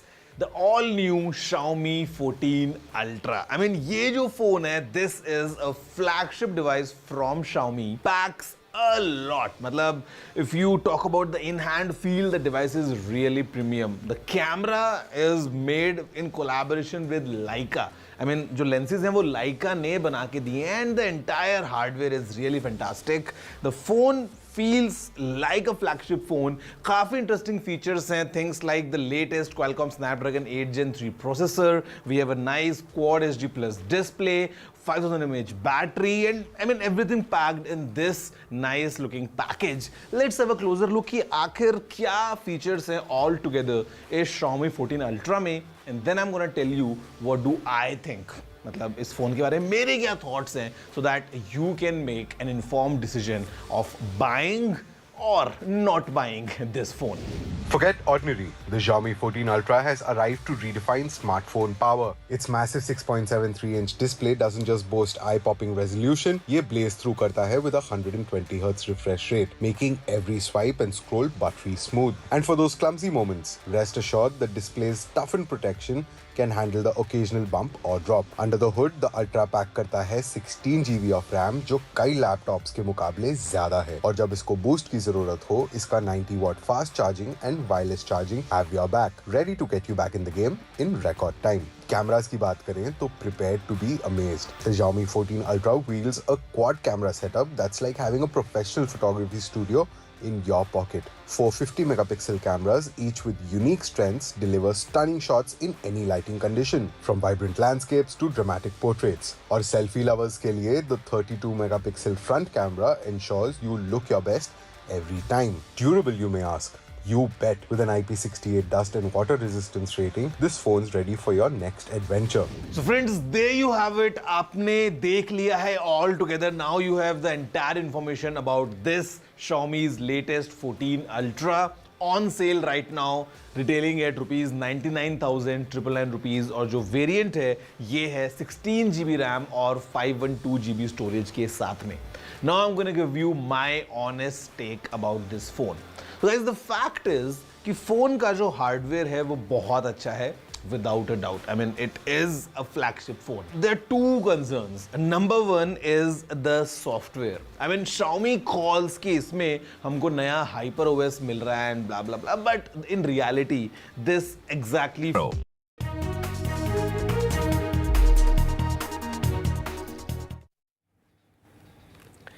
Welcome back. Less than 24 hours to go for the big phase 3 elections. Well, big faces in the fray from Amit Shah, Jyotiraditya Scindia, Dimple Yadav, Digvijay Singh, Supriya Sule, of course. And this time it's more than 90 seats. And there's also the halfway mark. So tomorrow is going to be an important day with almost half the seats having voted after phase 3. Crucial constituencies from West Bengal, Maharashtra, Madhya Pradesh, Uttar Pradesh, Gujarat, of course, going to polls tomorrow. In West Bengal, the big concern is, post-poll violence or pre-poll violence. So, of course, in this particular general elections, we have seen that violence has gone down as far as West Bengal is concerned. But Malda and Murshidabad, the two important seats going to polls tomorrow, you have central security forces deployed there. In Madhya Pradesh, of course, it's Gwalior, Guna, Morena, these crucial seats, Betul going to polls tomorrow. Now remember, these seats are considered a stranglehold of the BJP. Now looking at Gujarat, well, Gujarat, as many say, could be a foregone conclusion, though it never is in politics. But of course, Amit Shah, the Prime Minister, will be casting his vote also tomorrow. So all of those interesting battles to watch out for. But joining us now, Aishwarya Jain is joining us from Gwalior. Saurabh Gupta is with us as well from Malda. Saurabh, going across to you first. As we were discussing earlier, violence is a concern certainly in West Bengal as always. But looking at where you are in Malda and Murshidabad, what are some of the important issues? Because unemployment certainly is an important issue. The plight of the migrant workers. What is the sense on the ground? Yes, the couple of things that you mentioned. One is, of course, plight of migrant workers. Malda sends some of the highest number of migrant workers across the country, and therefore that is an issue in this district and the welfare of migrant workers. Apart from that, you also have the bidi workers, people who make bidis every day, and these are, of course, a huge segment of the population that votes in seats like Murshidabad, Jongipur. In fact, in Jongipur, Khalilur Rahman is someone who's from the bidi industry. So all of these things are important. Malda, of course, is also seen as the last bastion of the Congress in West Bengal. It's where ABA Ghani Khan Chaudhary, the tall Congress leader from this place, was based. And the Congress still has a seat in Malda. In fact, Malda South seat is where I am. And this is something where the Congress would like to retain this seat. Last time it was won by the Congress with a slender margin. And this time around, the BJP candidate hopes to catch up with that margin. But the Congress is hoping that it will hold on to its at least one seat in Malda. Remember, the Malda North seat is already with the BJP. So obviously, this is a very, very important battle for the Congress as well. Because the last bastions of the Congress, so to speak, at least one seat where the Congress still holds is going to polls in this phase. And like I said, the earlier two phases were seats where the BJP was comfortable. Now these are seats where there's a contest, for example, between the Congress and the BJP or the Congress and the Trinamool. Right. So these are interesting seats to watch. This is where we get into the phase where there's competition hots up. Otherwise in Bengal, North Bengal has now really become a stronghold of the BJP, and North Bengal was voting in the first two phases. Right. Absolutely, Saurav. Thanks for that. Going across to you now, Aishwarya. You are in what many would call, a stronghold of the BJP, the Gwalior-Chambal region. And in fact, all the 9 seats, the BJP won by huge margins last time around, of course. But a test for Scindia also in Guna, because it's the first time he's contesting on a BJP ticket. What is the sense that you're getting from Gwalior, though? Is there any sort of contest that you sense on the ground?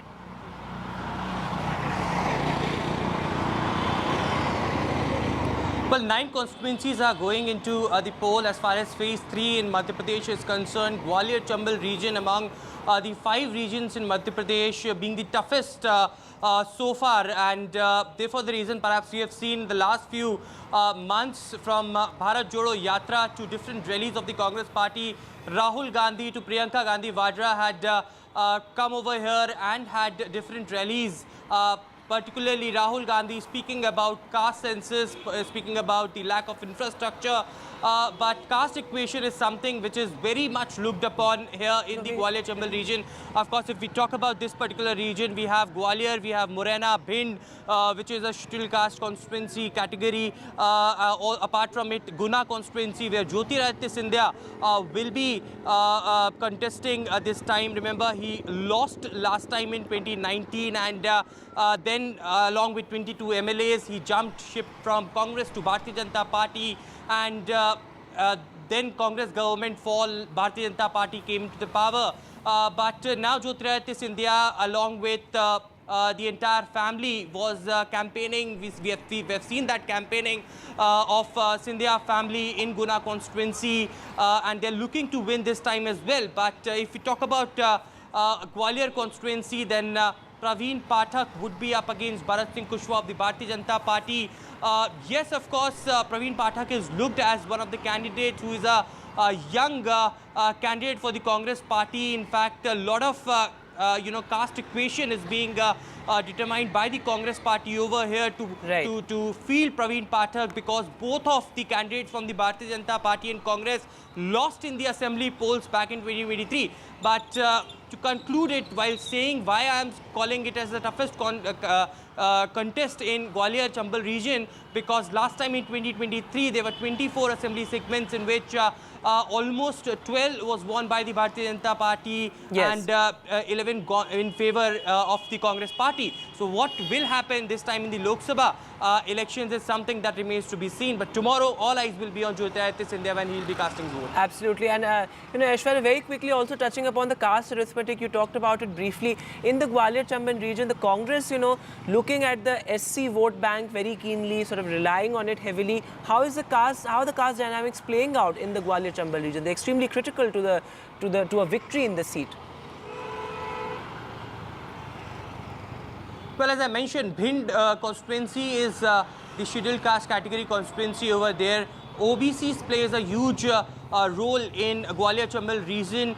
Tomars and Sikarwars are almost 28% to 30% in Gwalior region as well. And looking at that flavor, in fact, Congress very interestingly had fielded Praveen Pathak, a Brahmin candidate over here from Gwalior, a young candidate perhaps who can swing away the voters from the general caste as well as from the OBC category as well. But on the other side, it is the Bharatiya Janata Party who had been relied upon heavily on the dominance of development that the Bharatiya Janata Party had done in last few years when Shivraj Singh Chauhan was the Chief Minister of Madhya Pradesh. In fact, Prime Minister Narendra Modi also campaigned in this region as well. He was recently in Morena, and there he also talked about the development that had come in the Bharatiya Janata Party government. So clearly, you know, the Congress on one side had tried to solve it. Rahul Gandhi had particularly mentioned about the caste census in his several of the rallies, that if the Congress government comes, then certainly that will be the first thing that Congress government will do. Now, how this will woo the voters of this region is something that remains to be seen. Fascinating there, Aishwarya. Thanks very much for that. Saurabh, the last word to you quickly. You know, you were saying that now the battle is heating up. In fact, Adhir Ranjan Chaudhary made an interesting remark also that the TMC is spreading terror there. There are some poll boycott calls also. So what are some of the X factors as far as, you know, Malda, where you are, you know, is concerned? Well, you know, one of the things I've observed in this election is that one really can't pick on one factor, because different constituencies have different factors at play. But in Malda, Murshidabad, for sure, there is a Ghani Khan family factor. There is a Congress factor. And how much the Congress does, how many votes it polls, not only decides its own fate, but also the fate of other parties in this area. So that's one clear thing. And then, of course, the BD workers, migrant workers, their issues. These are obviously issues that are playing on the minds of the people. In fact, we've heard politicians appealing to migrant workers to come back and vote. Saurabh, thanks very much. Saurabh and Aishwarya braving the heat there, getting us the latest from Gwalior and Malda. Thanks very much for that. And with that, let's now get you a wrap of all the big election stories, starting with Union Home Minister and Senior BJP leader Amit Shah holding a roadshow in Krishnanagar in West Bengal's Nadia district. The constituency will go to polls in the fourth phase on the 13th of May.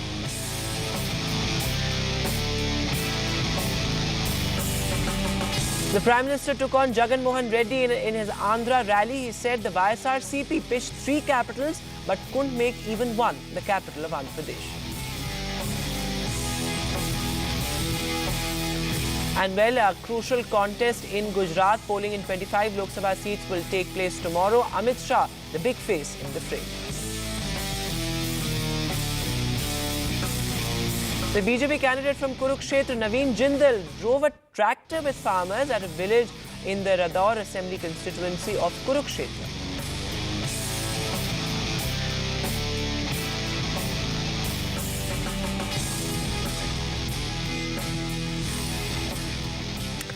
And news now from Jammu and Kashmir. Well, National Conference members have threatened to quit en masse, as far as Srinagar is concerned. In fact, they claim pressure from the party high command. They say they were forced to support a Congress candidate from Leh.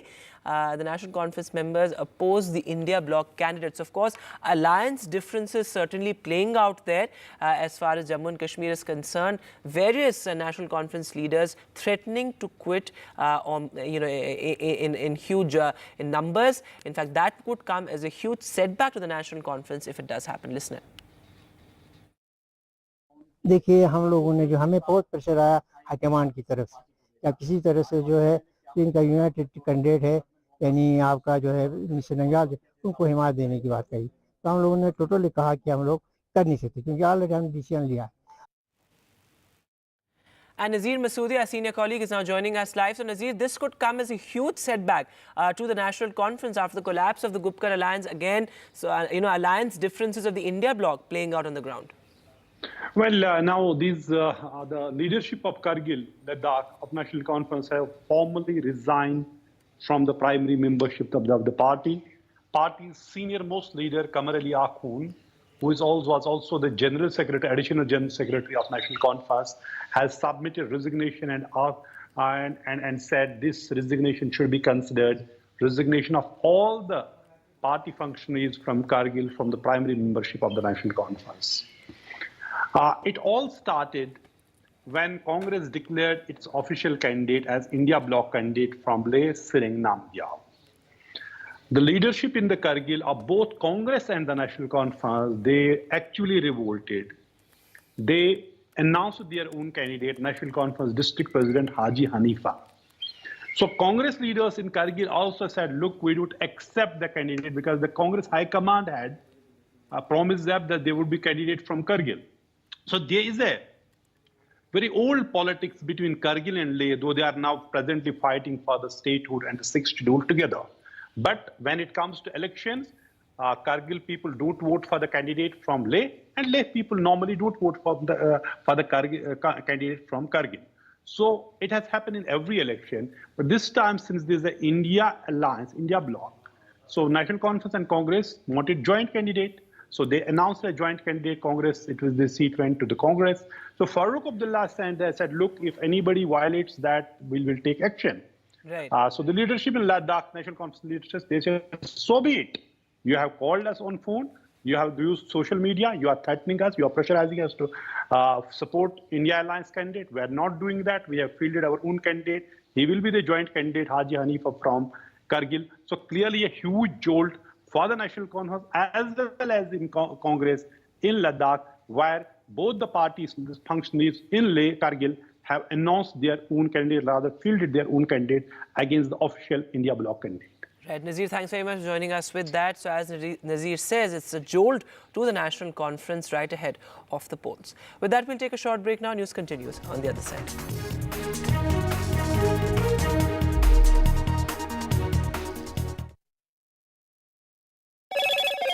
Hello, Moto. Motorola, India's best 5G smartphone brand.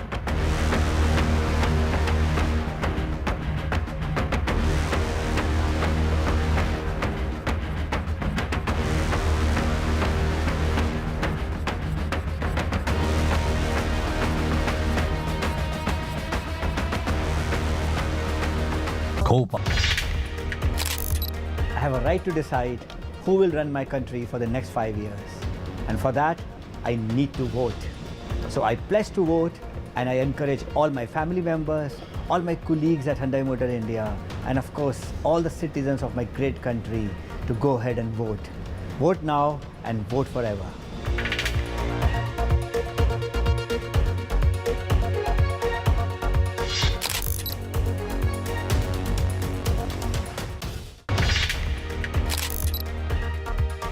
I have been casting my vote from the age of 18, and I encourage everyone to cast the vote rightly, judiciously, so that we have democratic excellence in India, leading to the positive outcomes and taking us towards a Sunehra Kal and Amrit Kal, which is the need of the hour.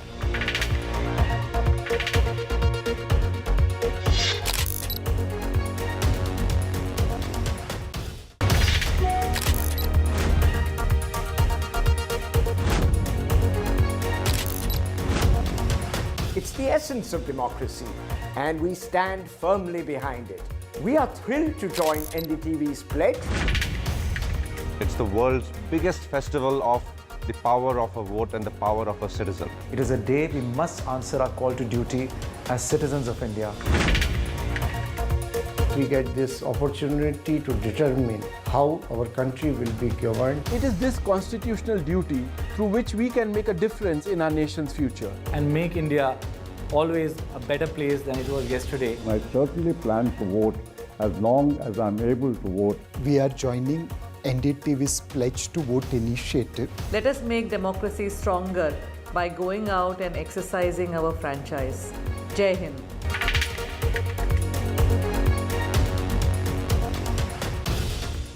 प्रत्येक काळात गरज असते एका नव्या आवाजाची, सोबत नवा दृष्टिकोन, तसंच नव्या विचारांची. असा आवाज जो मोठमोठ्या मुद्द्यांमध्ये हरवणार नाही.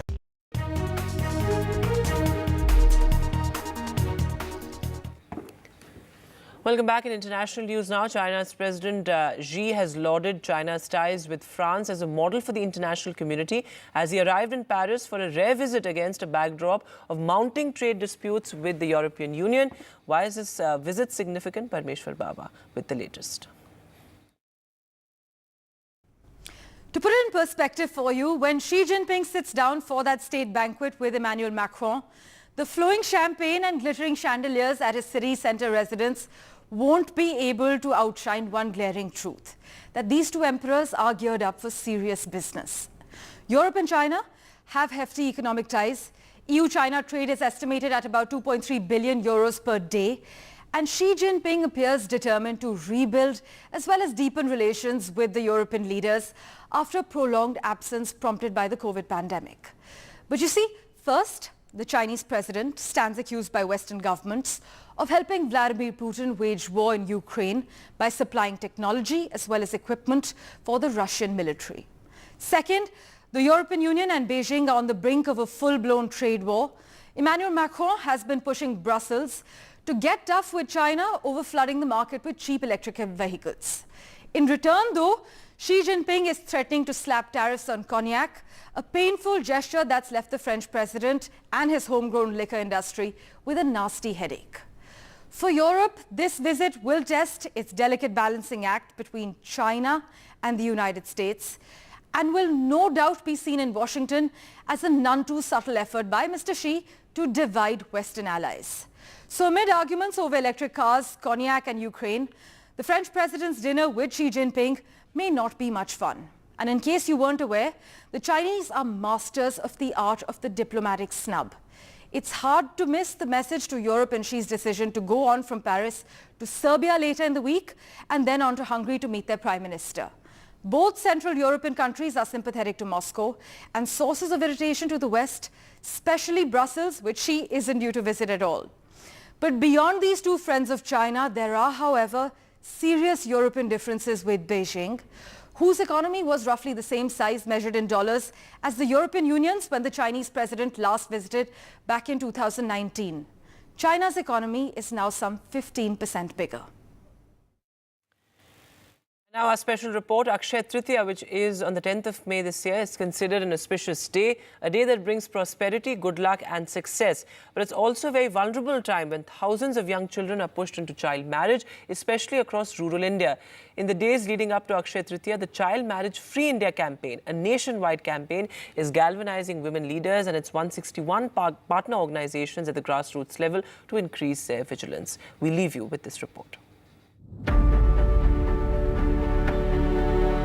With just a few days to go for Akshay Tritiya, training camps are in full swing in Palasi in Bihar. There is a critical need for training and awareness sessions like this one because child marriage remains a strongly ingrained social evil, justified in the name of centuries-old norms. For lakhs of girls across India, child marriage still remains a non-negotiable reality. So they use different means, for instance, timing of the marriage, which at a time at an odd hour, maybe late in the night or early in the morning, or printing a card of an adult marriage and along with that also conducting the marriage of a child so that it is not publicly seen in the printing.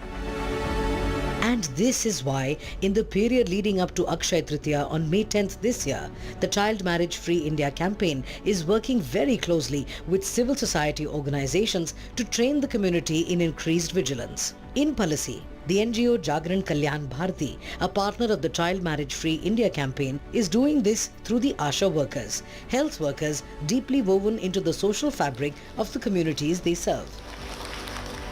आशा कार्यकर्ता जो हैं और जो facilitator हैं उनकी भूमिका ward level पे काफ़ी अधिक संख्या में रहती है और ये आशा दीदी जो हमारी हैं वो ग्रामीण जो महिलाएं हैं जो पढ़ी लिखी हैं या पढ़ी लिखी नहीं हैं, दोनों तरह के हमारे समाज में लोग हैं, तो उनको समझाने में आशा दीदी की अहम भूमिका हो सकती है, तो वो वहाँ पे जाके समझाने का प्रयास भी करेंगी।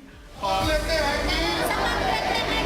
समाज में कहीं भी Creating awareness is only one part of the strategy to stop child marriages during Akshay Tritiya. Recognizing its significance, the Prohibition of Child Marriage Act 2006 also has stringent provisions for this day.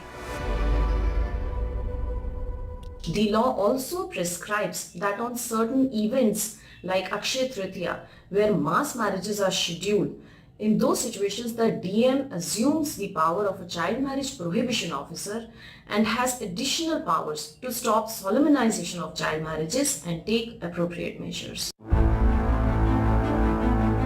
Child marriages cannot be prevented or stopped unless each one of us plays a role.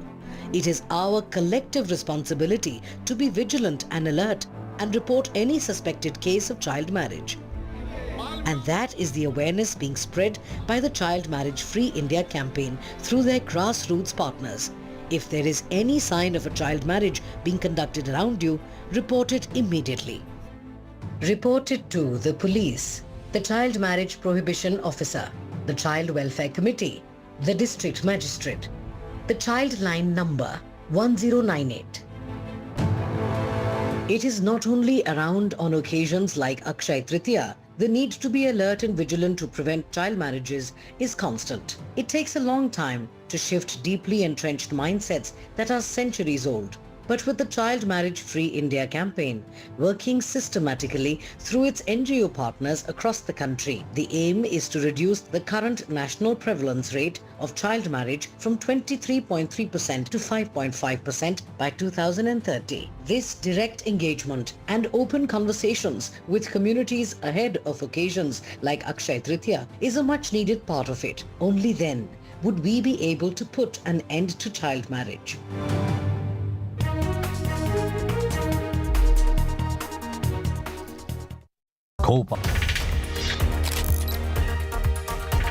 As citizens, we must remember that voting is not only a privilege, but also our duty towards our nation. I, Akash Ori from the DLF Group, pledge to encourage my colleagues, their friends and family to vote for the government they believe in.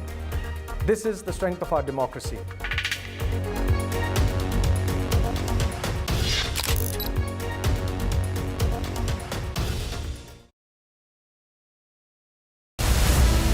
In the heat and dust of politics, perspective should not get lost. Watch me decipher hard politics through an academic lens, only on NDTV.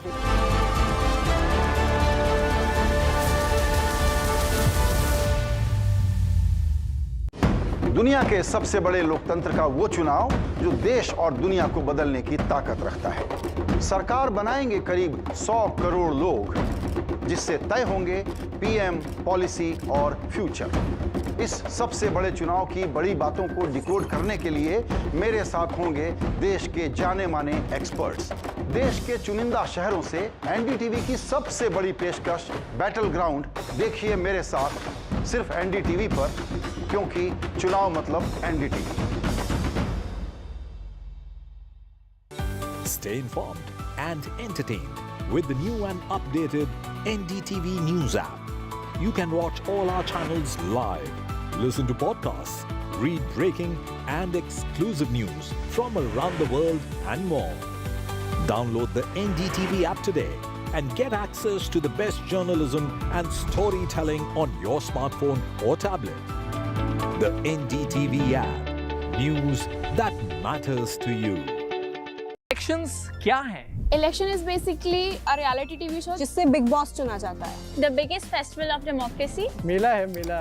हमारी आवाज। Youth की आवाज। They make hashtags become a voting trend. They communicate their political views with memes. They turn their real ideas into reels. Youth makes elections a lot more fun, and we have just the right election shows for them. As India goes for its 18th general elections, join me, Arun Singh, for 18 Ka Vote only on NDTV. First-time voters, share your hopes and expectations from the leaders in the form of a video message. We'll feature select videos on NDTV. 36 lakh farmer families affiliated with Amul across 18,600 villages of Gujarat have pledged to vote with their families during these elections. I would also urge you to take this pledge and vote as a part of the democratic process of our country.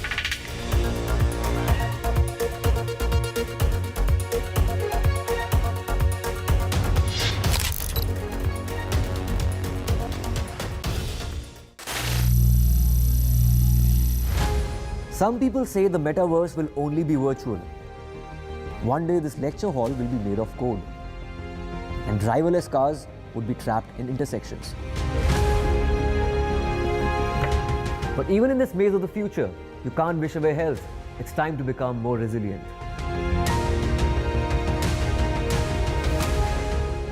10 years of Banega Swasth India, we have grown and achieved so many milestones.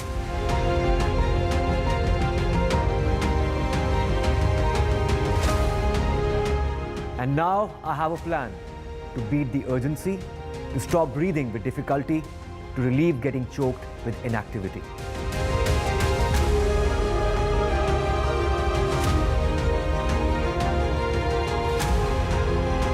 Energize our government, our environment, our society, and ourselves. Everyone, everywhere, every day.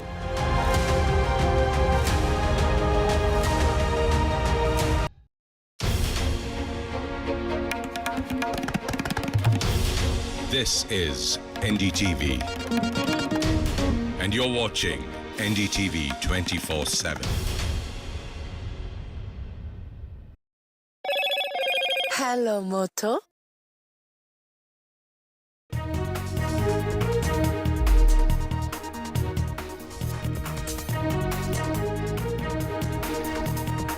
Less than 24 hours to go for the big phase 3 of India elections 2024. 94 constituencies across 12 states to vote tomorrow. Big faces: Amit Shah, Supriya Sule, Jyotiraditya Scindia, Dimple Yadav, all in the fray. Polling begins tomorrow, 7 a.m. Congress leader Rahul Gandhi constitution jibe at the BJP. Rahul Gandhi says BJP and RSS want to finish constitution. Rahul also says this election is to save constitution. ED raids in Jharkhand. Prime Minister Narendra Modi and Home Minister hit out at opposition. 30 crore rupees seized from Jharkhand minister's aid. Amit Shah says cash recovery proves India bloc leaders are corrupt. All-out war between Prime Minister Modi and Odisha CM Naveen Patnaik. Prime Minister Modi says 4th June expiry date for the BJP government. Odisha Chief Minister hits back, says Remon.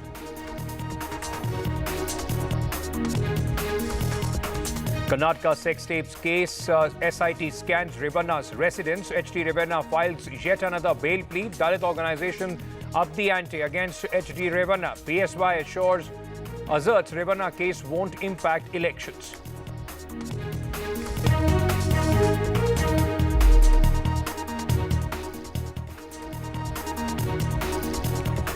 Good evening and welcome to NDTV. I am Ankit Tyagi. Tomorrow at 7 a.m. when the voting begins, that will be the phase 3 for the elections 2024. And with 94 seats across 12 states which will be voting tomorrow, more than half of India would have exercised their franchise for the 18th Lok Sabha election.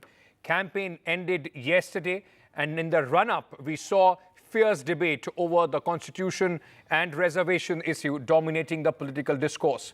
With just first two phases registering a dip in the voter turnout as compared to 2019 elections, the question remains whether the third phase will buck the trend.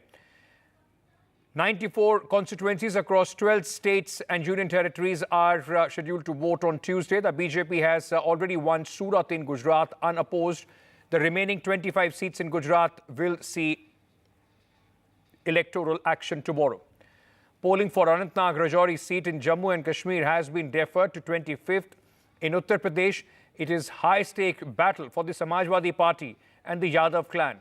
In Madhya Pradesh, it is the battle royale for Raja Digvijay Singh, Maharaja Jyotiraditya Scindia and Mama Shivraj Singh Chauhan. 14 seats in Karnataka will also see elections in the shadow of the Revanna's sex scandal.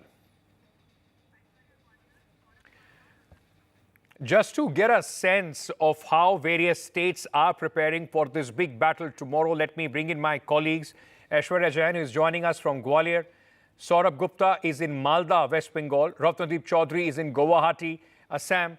Let me go one by one to each of my colleagues. And Gwalior, Guna, and just the adjoining constituency of Rajgarh is going to be the key focus, Aishwarya. as Madhya Pradesh, certain seats in Madhya Pradesh are voting tomorrow. It is first election for Jyotiraditya Scindia on the BJP ticket. Meanwhile, Digvijay Singh is hoping to retain lost bastion.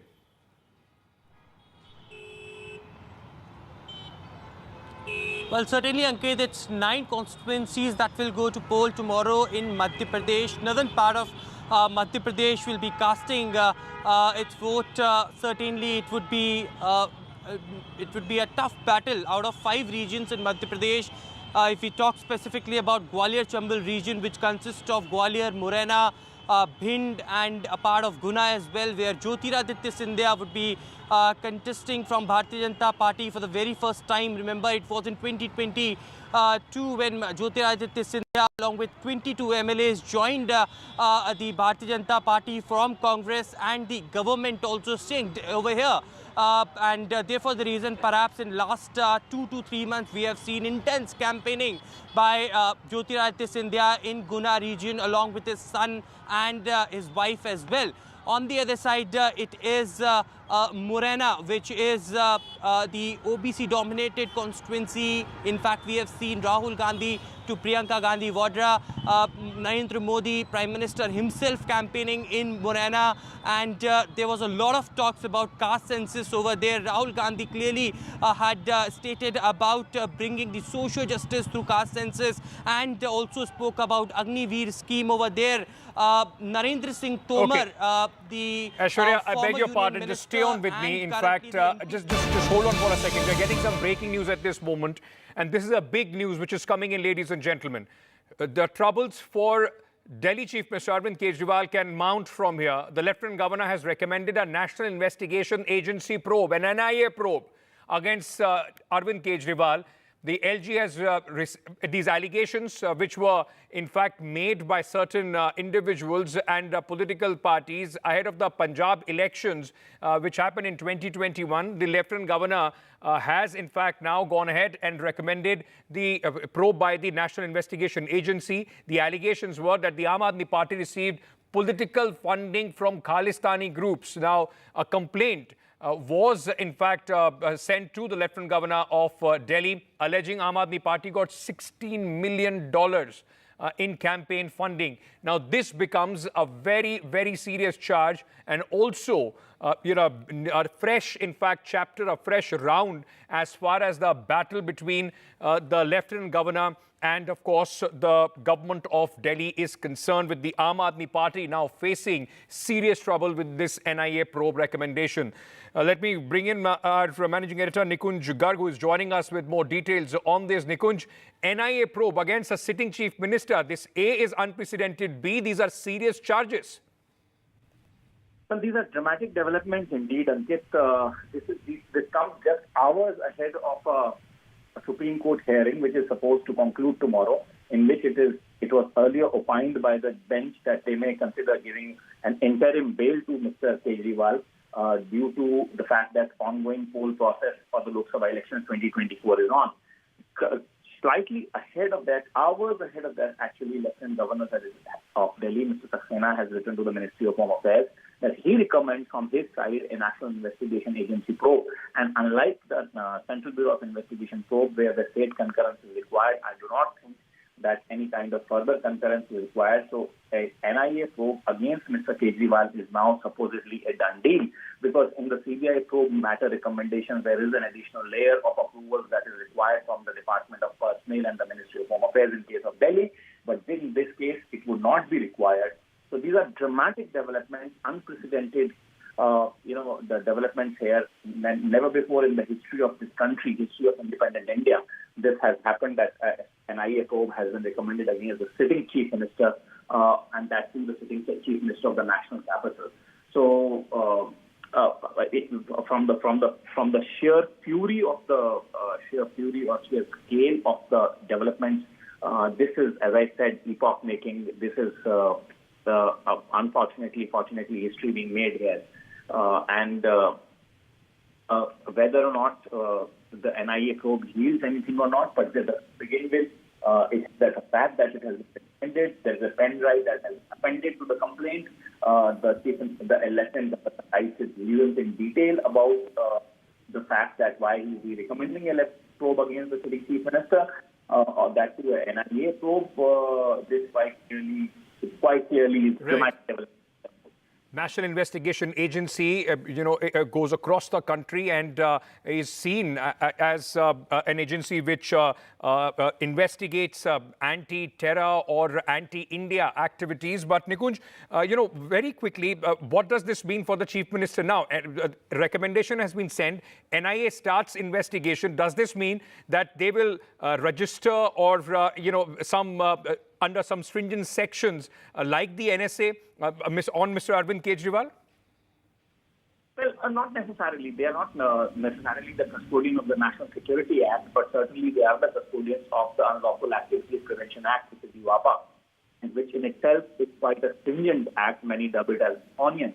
The fact of the matter is that if they register a case, they will have to register a case under the sections of the Unlawful Activities Prevention Act, which is obviously the country's omnibus overarching anti-terror act currently in force. So therefore, the sections quite clearly are not going to be, to begin with, in the probe mild.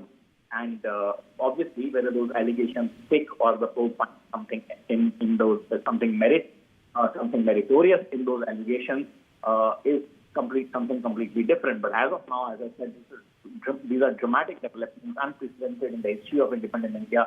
A sitting chief minister now going to face the probe from the National Investigation Agency, Anti-Terror Agency of National Anti-Terror Agency, as recommended by the Lieutenant Governor of the country. That too, all in the midst of the whole season. Remember, these allegations had surfaced during Arvind Kejriwal's campaign in Punjab when they were seeking in 2022, in fact, election in Punjab. There were allegations that were made, in fact, also backed by certain leaders of the Bharatiya Janata Party, saying that this should be investigated. The funding for the Aam Aadmi Party in these elections should be investigated. Very quickly, Ishika, my colleague, is also joining us. Ishika, has there been a reaction from the Aam Aadmi Party on this at this moment?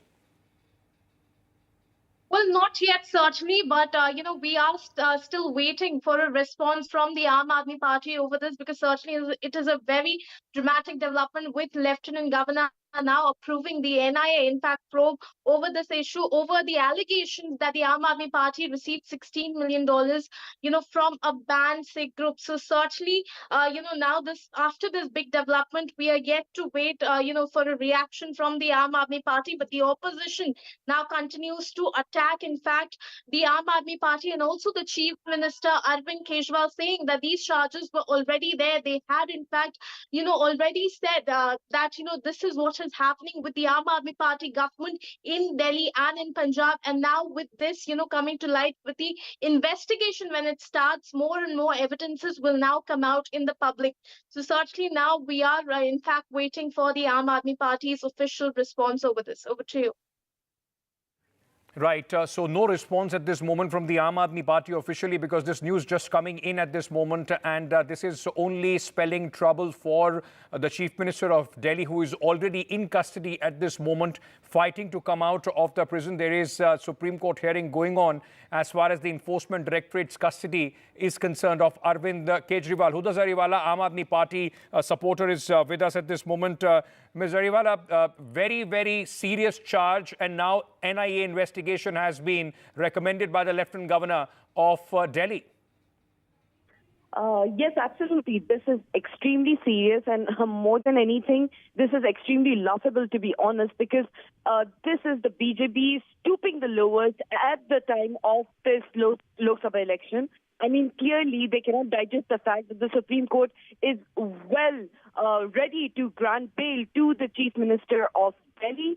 Obviously, the BJP has nothing else to prove against the Aam Aadmi Party. The money trail or the charges against the Aam Aadmi Party by the ED are not being established. I mean, it's been over a year where they've put multiple leaders of the Aam Aadmi Party behind bars since they're not able to prove anything. I mean, this is what they come up with, funding from the Khalistani, all sorts of NIA charges. I mean, what is the BJP even trying to do at this point in time? Why is it that the BJP cannot digest the fact that there is absolutely no dirt on the Aam Aadmi Party that But that has to be proven in the court. I mean, you are saying that this has been orchestrated by the BJP, but the fact remains that these allegations were made against the Aam Aadmi Party when the Punjab elections were going on.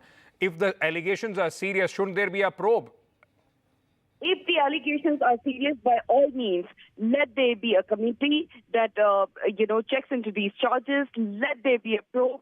Let the charges be proven against the Aam Aadmi Party. Punjab elections happened way before. There's a significant time that has, kind of gone by after the elections. If there was any truth to these charges, I mean, don't you think the BJP by now would have dug in deep into it and found evidences against the Aam Aadmi Party? Don't you think they would have had the agencies behind the Aam Aadmi Party trying to prove these allegations? So at this point, these are mere allegations. Even the court of law says that a person is innocent until proven guilty. I mean, they may well get... but the court doesn't say, man, that there shouldn't be any investigation. So why cry foul if the investigation is going on?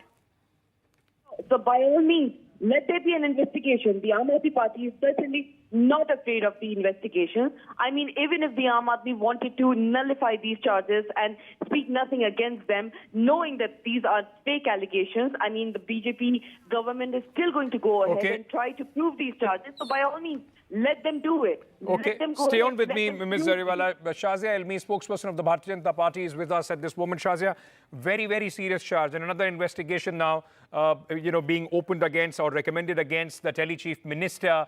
Already the Aam Aadmi Party is saying this is absurd and political vendetta.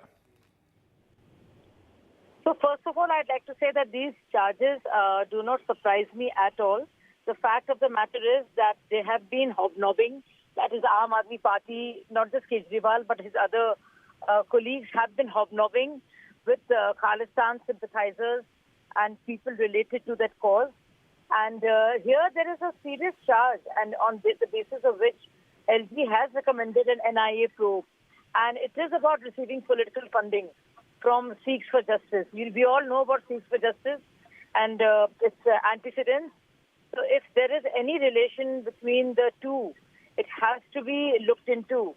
And now if there is funding of a political party which amounts to a whole lot of money, we're looking at millions of dollars, and from an organization or an outfit which is actually banned in India, that is Sikhs for Justice. And that electronic devices addicted by the complaint requires investigation. So I think it's a very serious matter. And I just want to tell you that a former Aam Aadmi Party worker, Manish Kumar Raizada, was a very dear colleague, and he was also very and he handled and was a very loyal, worker, supporter of the cause. He handled all the work in Chicago, and from Chicago, he practically gave up and he came down. So if the complaint has come from him, along with Ashu Mongia, I think it has to be looked into, because this can't Shazia, we are getting some reaction of Mr. Saurabh Bhardwaj, minister in the government of Delhi, and he says that LG is acting like an agent of the BJP. No, I mean, I think we all have to be agents of India at the end of the day. Whether we are in this party or that party, we are public officers or not. If there are serious charges of terror funding coming to a party, an outfit which is actually banned, and if there is some kind of connection between the two, there should be action. Why LG? Each and every one of us, we are agents of India, aren't we? We are not agents. We are not Khalistani agents. So we have to speak up and take this, investigation. The Aam Aadmi Party is also raising questions at a time when the Supreme Court is hearing the petition. Last time it said that it may even consider a bail as far as Mr. Kejriwal is concerned. They are questioning the timing. They believe that Mr. Kejriwal possibly could have come out of the prison, and that is why another political controversy is being, in fact, orchestrated against him. Whatever the Supreme Court does is something I don't want to get into, and no one else should either. And that is only speculation that he was to get, and Supreme Court has said very clearly that he may or he may not get, it will be considered. The fact of the matter is, with Satyendra Jain and Manish Sisodia are concerned, it has been denied. Bail has been denied to them not once but many times over. Even the last time Manish Sisodia tried, which was just a few days back, he was denied that. In fact, the Supreme Court has been very tough and on Kejriwal and his lawyer, and has asked for specific answers and also said as to why he was avoiding the summons. And just the mere fact that he wants to contest elections or wants to campaign for elections is not a good enough reason for him to be there. Ms. Ilmi, before I let you go, I just want to ask you one more question. Do you think that it is going to have an impact on the elections, specifically in Delhi, 25th of May, when Delhi, in fact, decides on the 7 Lok Sabha seats? Aam Aadmi Party is already saying that it is vendetta as far as his enforcement directorate allegations and his arrest is concerned. Do you think it will have an impact? I think it will definitely have an impact both in Delhi and in Punjab, where Congress Party and Aam Aadmi Party are, fighting with each other. And I think this entire connection with Sikhs for Justice, an outfit which is known for its anti-India activities, if the connection comes through, obviously it will adversely impact the prospects of Aam Aadmi Party in both the states. Ma'am, thank you for joining us with all those details. Ms. Zariwala, I just would request a response from you on what Shazia Ilmi is saying. It is going to have an impact not only on the 7 seats of Delhi, but in Punjab as well. She is saying that these are serious allegations made by somebody who used to work with the Aam Aadmi Party. The onus is on the Aam Aadmi Party and Mr. Kejriwal to explain. Well, for once, I'm actually going to agree with Shazia Ilmi that yes, it is going to have an impact, but only in a positive way. The public, the people of India know that these allegations are far from true. They are going to go in heavy numbers, vote against the BJP, vote for India, and by that I mean vote for the India bloc that is contesting, against the BJP in its full force and full glory. People of Punjab, people of Delhi, in fact, people all over India are aware that these allegations will not hold true in court. These kind of allegations have been made before. For the Aam Aadmi Party, nothing has yet been proven. Saurabh Bharadwaj ji has rightly said that the LG is in fact acting like an agent of the BJP. The entire central agencies, be it the ED, the CBI, also somehow end up acting like agents of the BJP. But then there's always the highest court of honor, the Supreme Court, that is still remaining. We have full faith in the justice of the Supreme Court. We have full faith in the leaders of the Aam Aadmi Party, and the Janta obviously is being, is not going to be swayed away by these fake allegations. Let's leave it for the, common people, for the Aam Janta, for the voters to decide which argument, whether it is vendetta or is it serious allegations that the Aam Aadmi Party must face and answer to the people when they vote and decide on the 25th for the 7 seats of Delhi. Huda Zariwala, thank you for joining me. Ishika, my colleague, continues to be with me. Ishika, the BJP, of course, is going to be on the offensive. What has been their response to this? Well, yes, BJP in fact is attacking the Aam Aadmi Party, and in fact Arvind Kejriwal saying that in fact this shows that what Aam Aadmi Party government in both Delhi and Punjab has done. In fact, they also go on to say that these charges, in fact, they had pointed it out even in 2022, but now with the LG recommending the NIA probe, more and more evidence will come to surface and will come in front of the public. Now, meanwhile, let me also tell you that Aam Aadmi Party's senior leader Saurabh Bharadwaj has in fact reacted. So it's the first official reaction we are getting from the Aam Aadmi Party, and the Aam Aadmi Party continues to claim that this is nothing but a conspiracy that is being done on the behest of the BJP. They also go on to allege that the Lieutenant Governor is only working on the directions of the BJP, and BJP is scared of its defeat in the 7 Lok Sabha seats in Delhi, and that is why they are doing this conspiracy. So first official reaction also has come from the Aam Aadmi Party, but the opposition, that is the BJP, they continue to attack the Aam Aadmi Party and Arvind Kejriwal. But certainly the trouble also continues to brew for the Aam Aadmi Party, and we'll have to wait and watch as to how the situation pans out in the coming days. Over to you. Just to recap for our viewers, what we are learning at this moment is that the Lieutenant Governor of Delhi has recommended the National Investigation Agency to probe allegations against Arvind Kejriwal and the Aam Aadmi Party for allegedly receiving funds to the tune of $16 million from a Khalistani organization which is Sikhs for Justice. This is what we are learning from the Lieutenant Governor's office. Nikunj Gar continues to be with us. Nikunj, I just wanted to understand from you at this moment, for the benefit of our viewers, what is this organization, Sikh for Justice, which is now being in fact named as the organization which purportedly gave $16 million to the Aam Aadmi Party? It's a banned organization in India. Well, yes, Ankit, there are two parts to this organization, so to say. One part is that currently when I speak, and in the last few years, this organization from the propaganda point of view has been driving the entire momentum for the radical Sikh movement of any sort.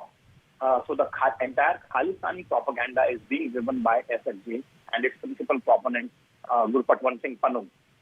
So in terms of the publicity and the propaganda material, in terms of in capturing the mind space, this organization is the enemy number one currently of the Indian state and the Indian law enforcement agencies. As far as Khalistani Sikh, let me not call it Sikh radicalism, it's actually Khalistani separatist movement backed by some Pakistani elements and some of their other backers abroad. In terms of its actual ground presence, as I said, there are two parts of the story of Sikhs for Justice. In terms of its actual ground presence, they have not been able to achieve much. There is not much that they have been able to do on the ground. However, in certain instances, quoted by the law enforcement agencies in India, violence has indeed taken place on their instigation. In certain cases, they have also made available the wherewithal to the individuals who were sort of willing recruits to the cause of SFJ. But any large-scale violence or any large-scale anti-India violence, they haven't been able to instigate, thankfully, because of the good sense that prevails in the large Sikh community. However, outside India, again, they have threatened our diplomats regularly. They have cast a large shadow of, I would say, fear in the minds of the Indian diaspora, particularly in places like Canada and in places like the United Kingdom. So this is certainly not a benign organization as far as the claims of Guru Patwant Singh Pannu and the organization are concerned. This organization has certainly created a fear psychosis of a very large level, even if they have not been able to convert it into real violence on the ground, in India at least. But as I said, they have threatened our diplomats regularly. They have put money to their heads. They have announced rewards for the murder of our members of our diaspora, larger Indian community. And therefore, in terms of lethality, in terms of the occupying the mind space and propaganda space, I would say this is India's enemy number one as far as public perception or the public imagination is concerned currently, apropos the Khalistani terrorism. Nikunj, also, do you see this having an impact, on the ongoing fate of Mr. Kejriwal with respect to possibly his bail application or what is going on in the Supreme Court? If the NIA does decide to take on this case, does it also become, in some sense, a strong point for the ED to also present in the court? I would say that particular case probably may not have a direct bearing. But if the state does decide to impede the fact that there is a fresh probe that the Lieutenant Governor has ordered against Mr. Kejriwal, which is also of an extremely serious nature, and therefore him coming out of the bail at this stage probably would not be the most appropriate thing. For sure, this can have a bearing. However, let's be mindful of the fact that limits itself to the Enforcement Directorate's case. Absolutely. And the Supreme Court is seized only of that at this stage. Absolutely, but that does in fact open the possibility of Mr. Kejriwal being either questioned, in future, or even being taken in custody by the NIA if they do in fact start this investigation, which has been recommended by the LG. Nikunj, thank you for joining us with all those details. I'm also being joined at this moment by Mr. Ashwini Dubey. He's a lawyer in the Supreme Court. Mr. Vikram Singh, former DGP, Uttar Pradesh Police, is also with us at this moment. Gentlemen, thank you for speaking to us. Mr. Dubey, let me put that question to you. This is a very serious charge. NIA is going to take over this case. Investigation may start against Mr. Arvind Kejriwal and the Aam Aadmi Party. How does this impact what is already going on as far as his case in the Supreme Court is concerned against the Enforcement Directorate? Will it have any bearing at all? No, of course, not direct bearing, but indirect bearing is there, because when the court considers the bail application of any person or any accused, then court must look into that what are the other allegations of the criminal antecedents against the person concerned, number one. Number two, the allegations have been labeled by a constitutional authority here, not any individual or private person. When the Lieutenant Governor, having a constitutional authority, files a complaint saying that Delhi government has recommended to the President to release the Professor Bhullar, one, and two, the $16 million have been taken, allegedly have been taken, and has been confirmed by banned terrorist organization chief Guru Patwant Singh Pannu. And third, then the photographs or videos have been released. Those videos have been released with the extremist organization's heads. These are the allegations which are related to the national security of the country. What has happened, what the Enforcement Directorate is now investigating is the alleged corruption. Here, another allegation which is directly having bearing on the national interest, the sovereignty of the country, that a chief minister who is holding the constitutional post has allegedly supported a banned terrorist organization. So, of course, these are the arguments which will be raised. But how much court will look into it? That depends on the wisdom of the court. But when, as a lawyer, we appear in the courts, then we mention in our bail applications, these are the criminal antecedents which are pending against us. So far as in this case, as of now, the FIR has not been registered. Okay. Only the investigation has been recommended. So that will be on the wisdom of the court. Let's see what happens. But the allegations are very, very, very serious in nature and very huge. Sir, may I request you to stay on with me? Mr. Vikram Singh, sir, let me ask you this. This possibly is one of the most unprecedented news break that we are getting. NIA probe has been ordered against a sitting chief minister. How do you see this, and how, just for the benefit of our viewers, if you could also throw some light on these extremist Khalistani elements, the SFJ, which in fact is now one of the key, part of the investigation. The allegation is that they gave $16 million for the funding of the Aam Aadmi Party in the elections of Punjab. Very serious allegations, and no other than the constitutional authority of the Lieutenant Governor has recommended the NIA probe, and rightfully so. The nation needs to know what is the connection between Sikhs for Justice, a banned organization, and a proclaimed terrorist of the NIA, Guru Patwant Singh Pannu. Under these circumstances, Mr. Kejriwal has a long way to go to come out clean, because the allegations are so serious, and his bail application also would be shrouded and clouded and impacted by this development, because the antecedent of the person who is applying for bail, his criminality and his propensity to do even more damage. I think the judges in their wisdom will take a view in totality rather than just the bail application. Under these circumstances, such serious allegations, taking note of by His Excellency the Lieutenant Governor and ordering an NIA probe, I think this is the right step in the right direction, and the NIA would do very well to put it in the fast-forward mode and also ensure that all financial trails, the evidence that are available, are incorporated, appropriate legal opinion taken, and then prosecute them in a fast-track court. Sir, may I request you to stay on with me? Let's just play out this reaction which is coming in from the Bharatiya Janata Party at this moment. Manjinder Singh Sirsa of the BJP has spoken on this. Listen in. गुरु पतवंत सिंह पन्नू द्वारा $16 million Arvind Kejriwal ji और उनके साथियों को देने का जो सनसनीखेज खुलासा पिछले दिनों में किया गया, जिसमें उन्होंने कहा कि अरविंद केजरीवाल जी ने हमने इतने पैसे उनको दिए, इसकी वजह में उन्होंने कहा था कि वो प्रोफेसर भुल्लर को और बाकी लोगों को छोड़ेंगे, और यह भी कहा कि अरविंद केजरीवाल जी हमारे साथियों के घरों में पंजाब में जाकर रुकते रहे। गुरपतवंत सिंह पन्नू जो कि हमेशा ही भारत के खिलाफ आतंक की माहौल बनाते हैं, भारत के कभी एयरलाइन एयर इंडिया को उड़ाने की बात करते हैं, कभी भारत के अंदर प्रधानमंत्री के कार्यक्रम के अंदर उड़ाने की बात करते हैं। ऐसे संगठन से अरविंद केजरीवाल जी का क्या नाता है? ऐसे संगठन से अरविंद केजरीवाल जी ने क्यों फंडिंग ली और क्या क्या उनसे वादे किए इस फंडिंग के खिलाफ? ये भारत के एक देशद्रोह का मुकदमा है।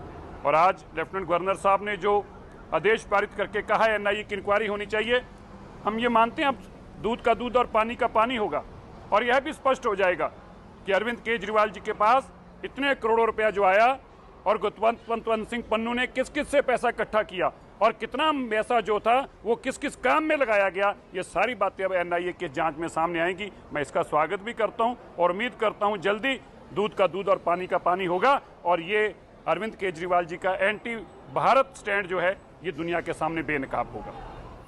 Vikrendra Saab, if I may bring you in, it is an allegation, sir, at the end of the day. Does the NIA, an allegation which has been made against the sitting chief minister, does it, initially, how do they start the investigation? Do they do a preliminary investigation to see whether these allegations are even credible before, in fact, they start seeking some answers from the Aam Aadmi Party or the Chief Minister of Delhi? Oh, yes. Secret inquiries and other inquiries, but a recommendation made by a constitutional authority. They would certainly go and look at the papers first. And yes, their options are very limited.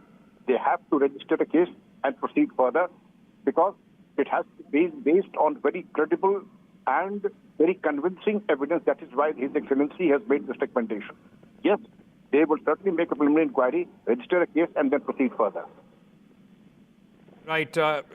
All right. Thank you, gentlemen, for joining me at this moment. Thanks also to Nikunj Garg and Ishika for being with us on this very big story that we are breaking here on this Monday evening, ladies and gentlemen. Now an NIA, National Investigation Agency, probe is awaiting Mr. Arvind Kejriwal, who is already facing charges from the Enforcement Directorate in the alleged liquor scam. And now the allegation is that during the Punjab election, there was funding of $16 million, which was provided by a separatist group, a Khalistani group, the SFJ, to the Aam Aadmi Party. Serious allegations, and a probe now has been recommended by the Lieutenant Governor. All right, we are slipping into a very short break at this moment. News and updates. So on the other side, stay tuned.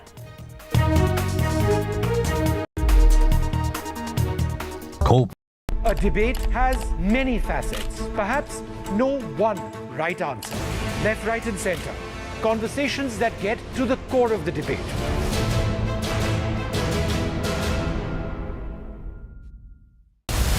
The 2024 Lok Sabha polls are crucial for the future of this country. Having covered elections for 35 years, I hope to cut through the cacophony of a long, hot summer campaign and help to understand and decode the issues, the challenges, and finally, the outcome.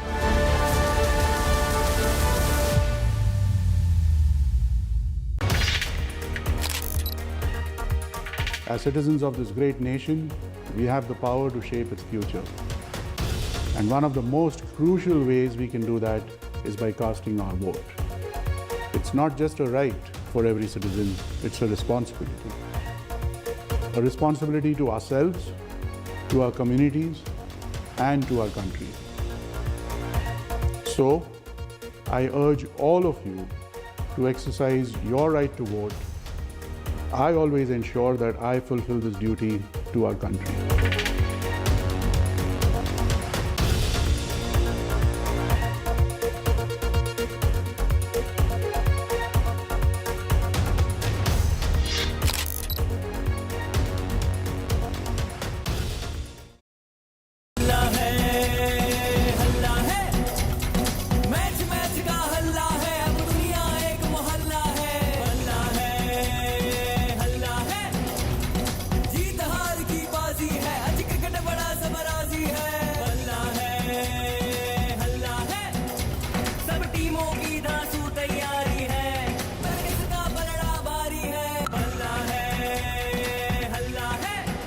IPL का हल्ला बल्ला और सबसे शानदार coverage सिर्फ NDTV पर।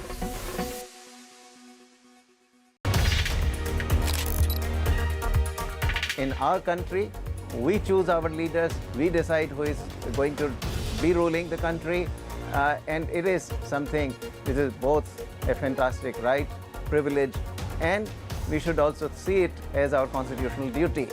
So this election, I am going to be there, and I hope you all will join me in casting your vote too.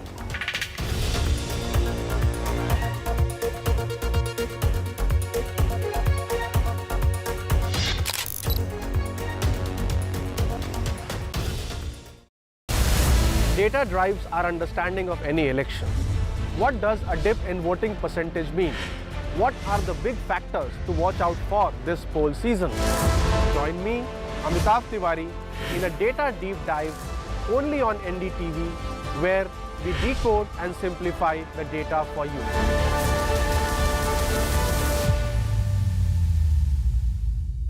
प्रत्येक काळात गरज असते एका नव्या आवाजाची, सोबत नवा दृष्टिकोन, तसंच नव्या विचारांची. असा आवाज जो मोठमोठ्या मुद्द्यांमध्ये हरवणार नाही आणि मातीतले मुद्दे मांडायला कधी विसरणार नाही. पत्रकारितेतील हाच नवीन आवाज घेऊन येत आहोत तुमच्यासाठी आम्ही एनडीटीव्ही मराठी. आमचा हा आवाज आरडाओरड करणारा नसेल, तर तिखट प्रश्नांनी कशाला कोरड पाडणारा असेल. हा आवाज तेच सांगेल जे प्रत्यक्षात घडलंय आणि महाराष्ट्राच्या मनात नक्की काय काय दडलंय. या आवाजात निडरपणा आहे, सह्याद्रीचा कडा आहे, मराठी बाणा आहे. पूर्ण पडताळल्यानंतरच सत्य सांगेल हा आवाज, आणि केवळ आजचाच नाही तर भविष्याचाही वेध घेईल हा आवाज. नव्या महाराष्ट्राचा नवा आवाज NDTV Marathi.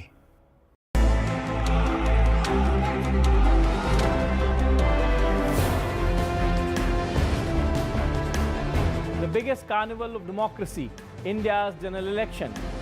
Prime Minister Modi makes a formidable bid for a hat-trick. The opposition is trying to mount a united challenge. And the southern parties are standing their ground. As battle lines are drawn, Join us on an exciting journey on the road to 2024. Indian elections, a festival like no other. And NDTV covers elections like no other. When India votes, you can count on us.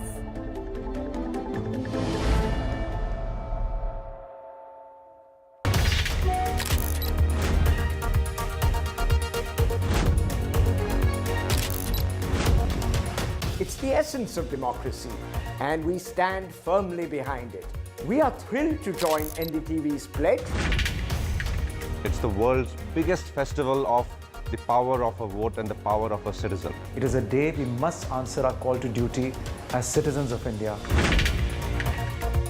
We get this opportunity to determine how our country will be governed. It is this constitutional duty through which we can make a difference in our nation's future. And make India always a better place than it was yesterday. I certainly plan to vote as long as I'm able to vote. We are joining NDTV's Pledge to Vote initiative. Let us make democracy stronger by going out and exercising our franchise. Jai Hind.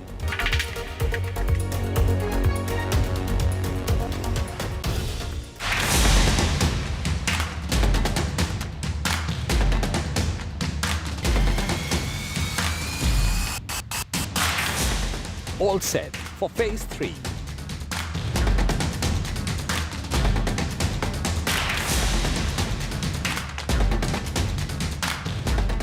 Biggest phases on NDTV.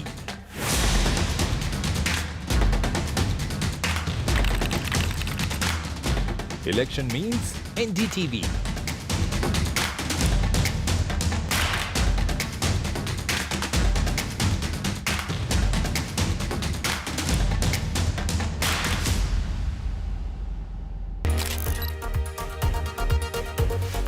Hello everyone. I urge each one of you to exercise your right to vote. Your voice matters and all our votes shape our collective future. Let us make democracy stronger by going out and exercising our franchise. Jai Hind.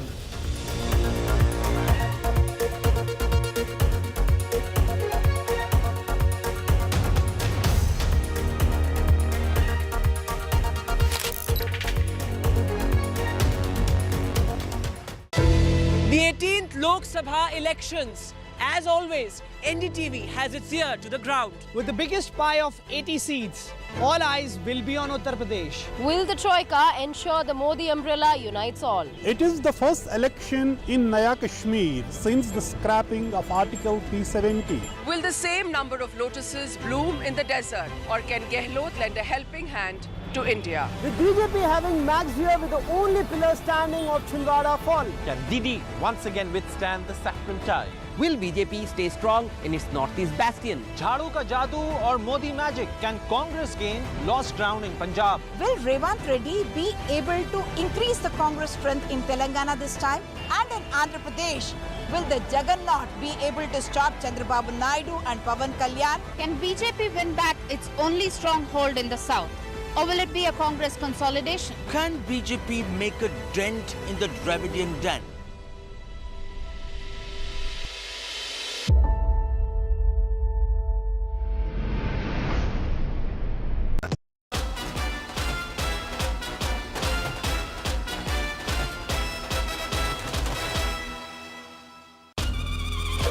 सुनो सुनो सुनो, आपके शहर में आ गया है NDTV election carnival.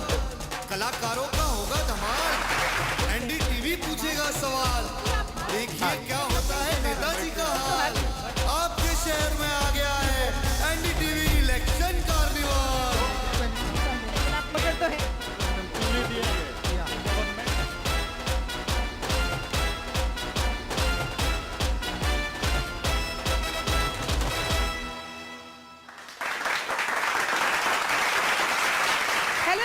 Good evening. The election carnival has reached the beautiful city of Nizams and Kebabs, the city of Hyderabad. I'm Maria Shakil. I'm Uma Sudhir, and you forgot the biryani and the pearls and everything else, the cuisine of Telangana that we talk about. But right now, it's the spice of politics that we are going to be focusing on. In this spice of politics, why is Hyderabad so crucial? Uma. Hyderabad is very crucial because it's the heart of the country we consider ourselves, and it's very cosmopolitan. So much of a mixed population from across the country. Everyone lives in a lot of amity. Whoever comes here actually ends up thinking ki main to Hyderabadi hu. I like the coolness of the relaxed style of Hyderabad, and yet we are high tech. We have tradition and we have culture, and we believe a lot in democracy. And that's why I think Hyderabad is very important in more ways than one. Yes, and this time around in Hyderabad, the big election that is playing out is between MIM and Madhvi Lata, who has acquired a sudden fame, I would say. Why do you think the Congress and the BRS is not being discussed? Okay, the interest that's been captured in the media and elsewhere is Hyderabad. Of course, there are 16 other constituencies, but a lot of importance to Hyderabad, the Lok Sabha constituency, because that's a seat that Asaduddin Owaisi himself has occupied for the last 20 years, and before that his dad as well.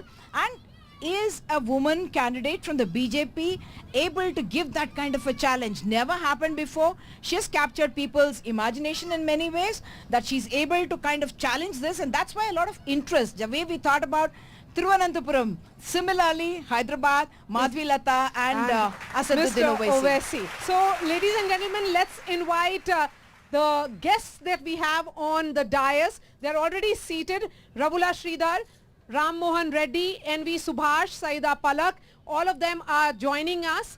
MIM, BRS, Congress and the BJP are very well represented. So Uma, let's begin the discussion, and I'm going to begin with Saida Palak. Saida, how anxious is the MIM after particularly what happened yesterday in that roadshow of Mr. Amit Shah, where it appeared that the people of Hyderabad are there to bless perhaps Madhvi Lata? No, we are not at all anxious. It shows the anxiousness of the BJP because, Asaduddin Owaisi Sahab is the best parliamentarian.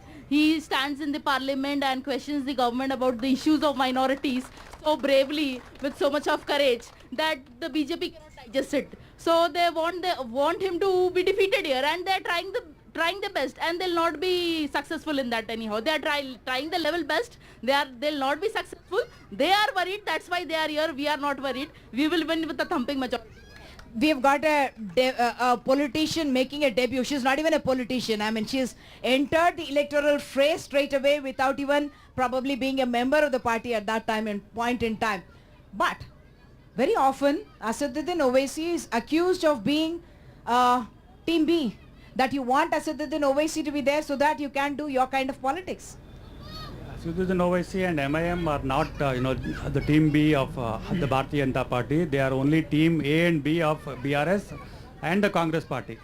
If you have seen from past 40 years, whenever, whichever political party is in the fray in the elections, they always count around 16 seats, not, the 17 seats. But after Bharatiya Janata Party's candidate who has come into the fray, as you rightly said, she is not a member of the, the party, but she has come.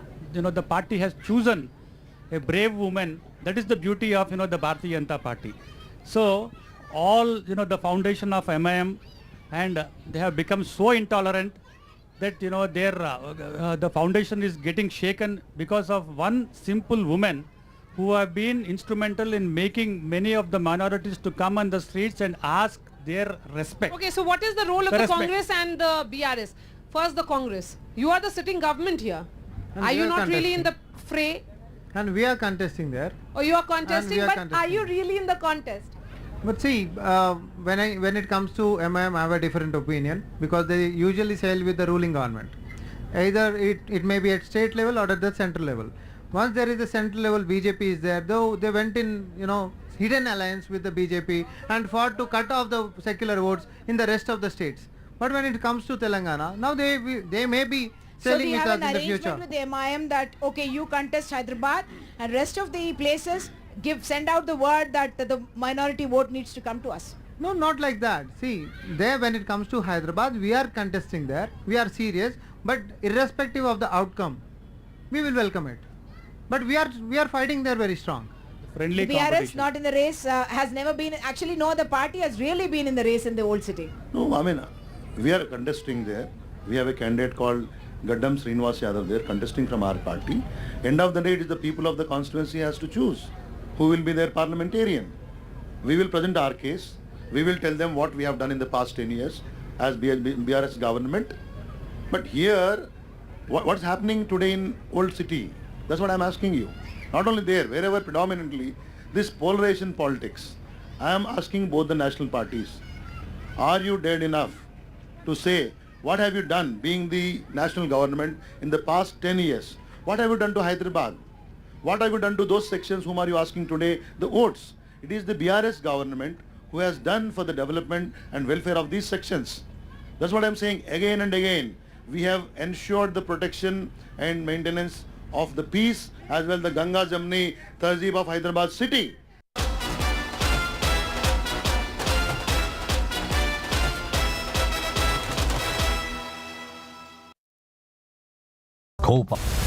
The 2024 Lok Sabha polls are crucial for the future of this country.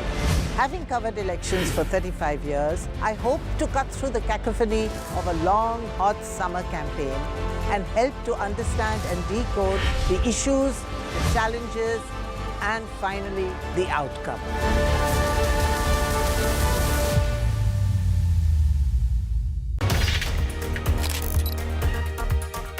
After 5 years, we are again getting an opportunity to exercise our right to vote. This is a right which has been earned after a very long and hard struggle by our great leaders. We must not waste this opportunity. I have pledged that I will vote. I have appealed to all my family members and friends to come out and vote for the development of our great nation.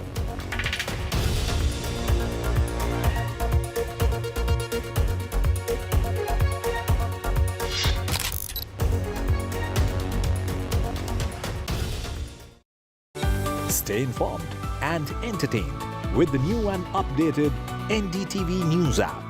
You can watch all our channels live, listen to podcasts, Read breaking and exclusive news from around the world and more. Download the NDTV app today and get access to the best journalism and storytelling on your smartphone or tablet. The NDTV app. News that matters to you. This show isn't just about news from the southern states. It's one that looks at the rest of India and the world from a diverse South India point of view, because NDTV has always taken the southern view seriously. The Southern View with Veera Raghav, only on NDTV 24x7.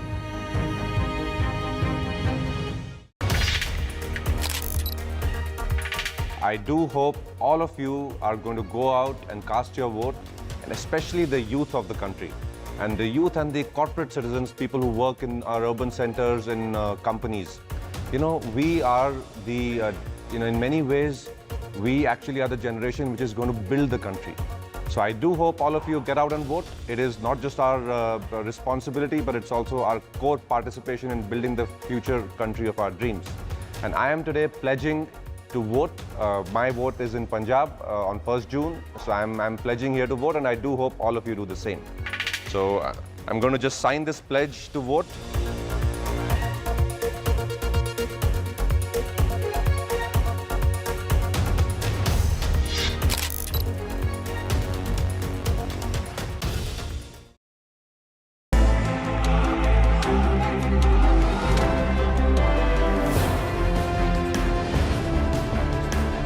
The biggest carnival of democracy, India's general election.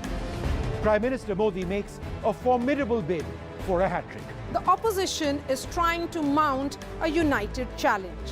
And the southern parties are standing their ground. As battle lines are drawn, join us on an exciting journey on the road to 2024. Indian elections, a festival like no other. And NDTV covers elections like no other. When India votes, you can count on us.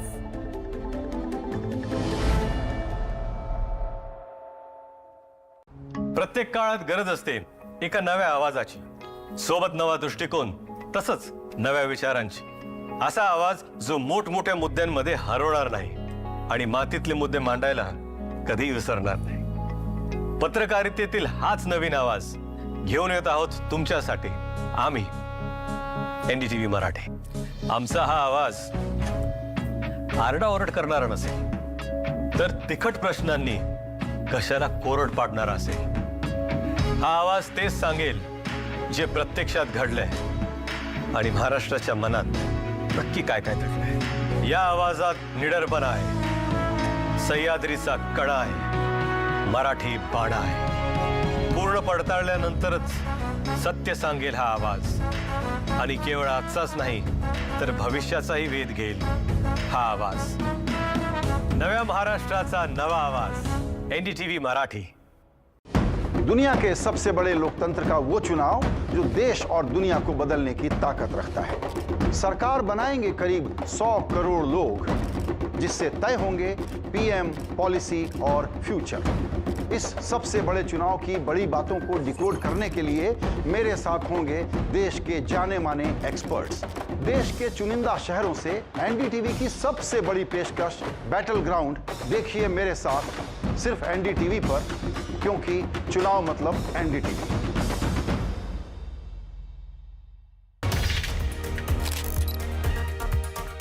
After 5 years, we are again getting an opportunity to exercise our right to vote. This is a right which has been earned after a very long and hard struggle by our great leaders. We must not waste this opportunity. I have pledged that I will vote. I have appealed to all my family members and friends to come out and vote for the development of our great nation.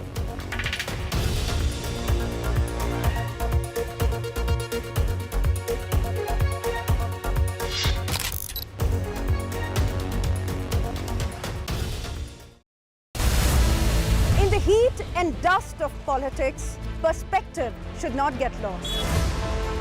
Watch me decipher hard politics through an academic lens, only on NDTV.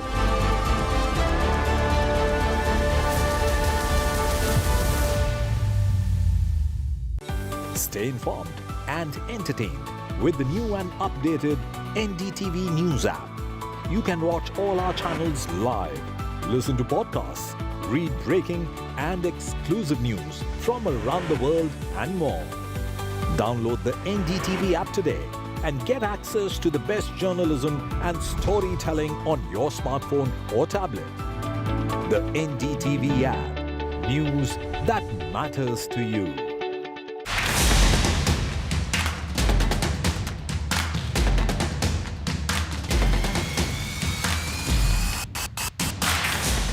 All set for phase 3.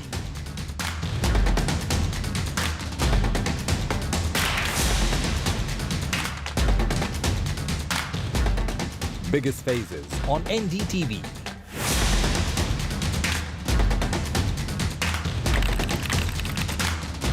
Election means NDTV.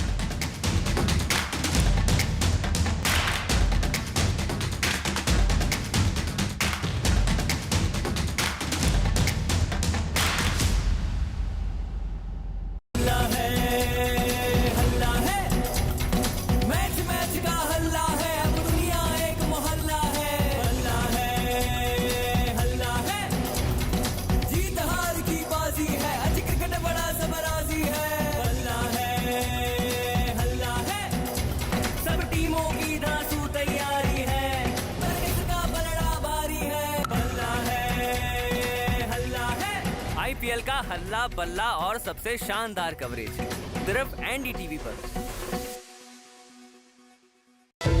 The 18th Lok Sabha elections, as always, NDTV.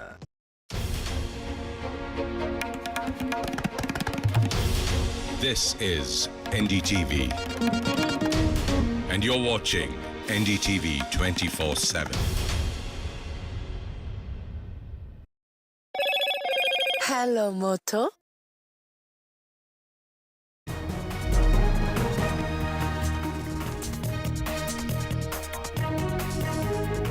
Hello and welcome to the Southern View. I'm Veera Raghav. Lots lined up over the next 30 minutes, but first the headlines we're tracking this hour. In what the Aam Aadmi Party has declared as a massive conspiracy against Delhi Chief Minister Arvind Kejriwal, the Delhi Lieutenant Governor recommends an NIA probe against Kejriwal for the AAP allegedly receiving funding from Khalistani groups.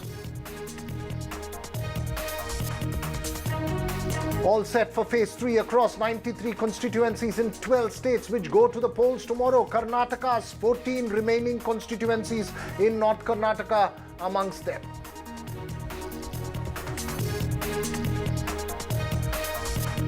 The Election Commission of India directs political parties to remove deepfake contents within 3 hours of coming to their notice. ECI directs responsible and ethical use of social media platforms by political parties.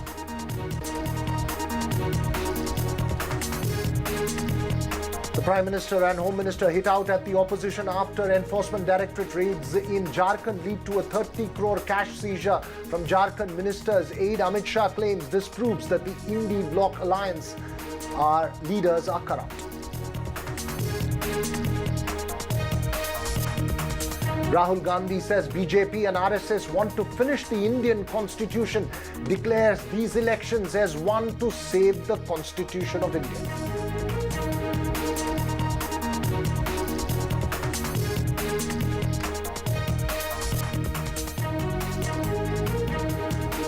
Well, our top focus this evening, will the Prajwal Revanna case have an impact on the BJP-JDS alliance as the remaining 14 seats of Karnataka get ready to vote in phase 3 tomorrow? That's our big question. Remember, Prajwal Revanna, the Hassan JDS MP accused of rape and several other sexual crimes, is yet to return to India and face the authorities. The CBI today has written to the Interpol to issue a blue-collar notice against the MP after a request from the special investigating team of the Karnataka police. Meanwhile, his father and Hole Narsipur MLA H.D. Revanna, who's facing a case of sexual harassment, remains in police custody and filed a fresh bail application. An SIT team also carried out a detailed detailed crime scene assessment with one of the victims, a former domestic help who had accused both Revanna and Prajwal of sexual harassment at H.D. Revanna's Bengaluru residence. Meanwhile, H.D. Devagowda, former Prime Minister, and H.D. Kumaraswamy, former Chief Minister of Karnataka, have got an injunction from a sessions court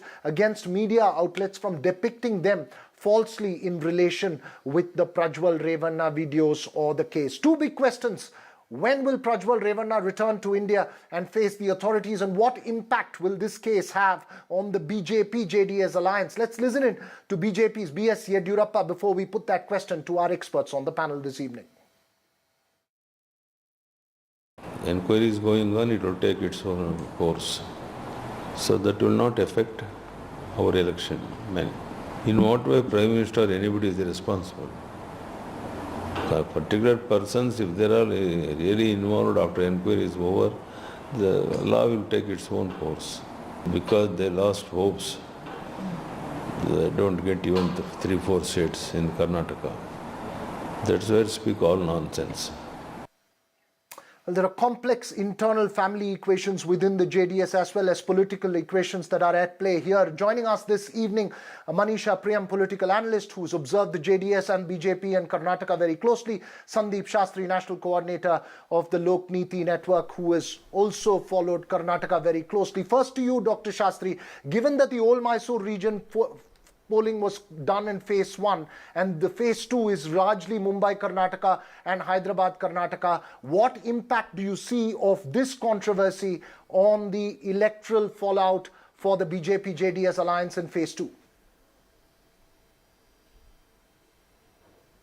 Veera, as you rightly mentioned, the seats at which the JDS is contesting are all done already, and none of them are there in the 14 seats coming up tomorrow. Now, I think the BJP, as seen from Yediyurappa's statement, they have taken a clear insurance policy that this is about the JDS and its leaders and it has nothing to do with the BJP, and that the law will take its own course on this particular matter. And if you look at earlier statements, we are also strongly against people involved in injustice against women. So that, I think, is a clear stand they are taking. Now, how much impact will the Prajwal Revanna issue have on this election coming tomorrow? I think it all depends on how effectively the Congress is able to talk on the issue, how effectively they are able to present it before the people. We saw it being the mainstay of the Congress campaign yesterday and day before yesterday.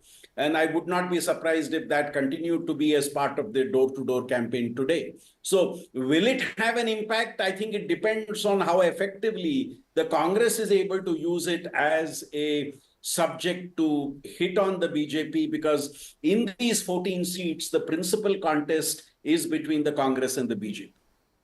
Right.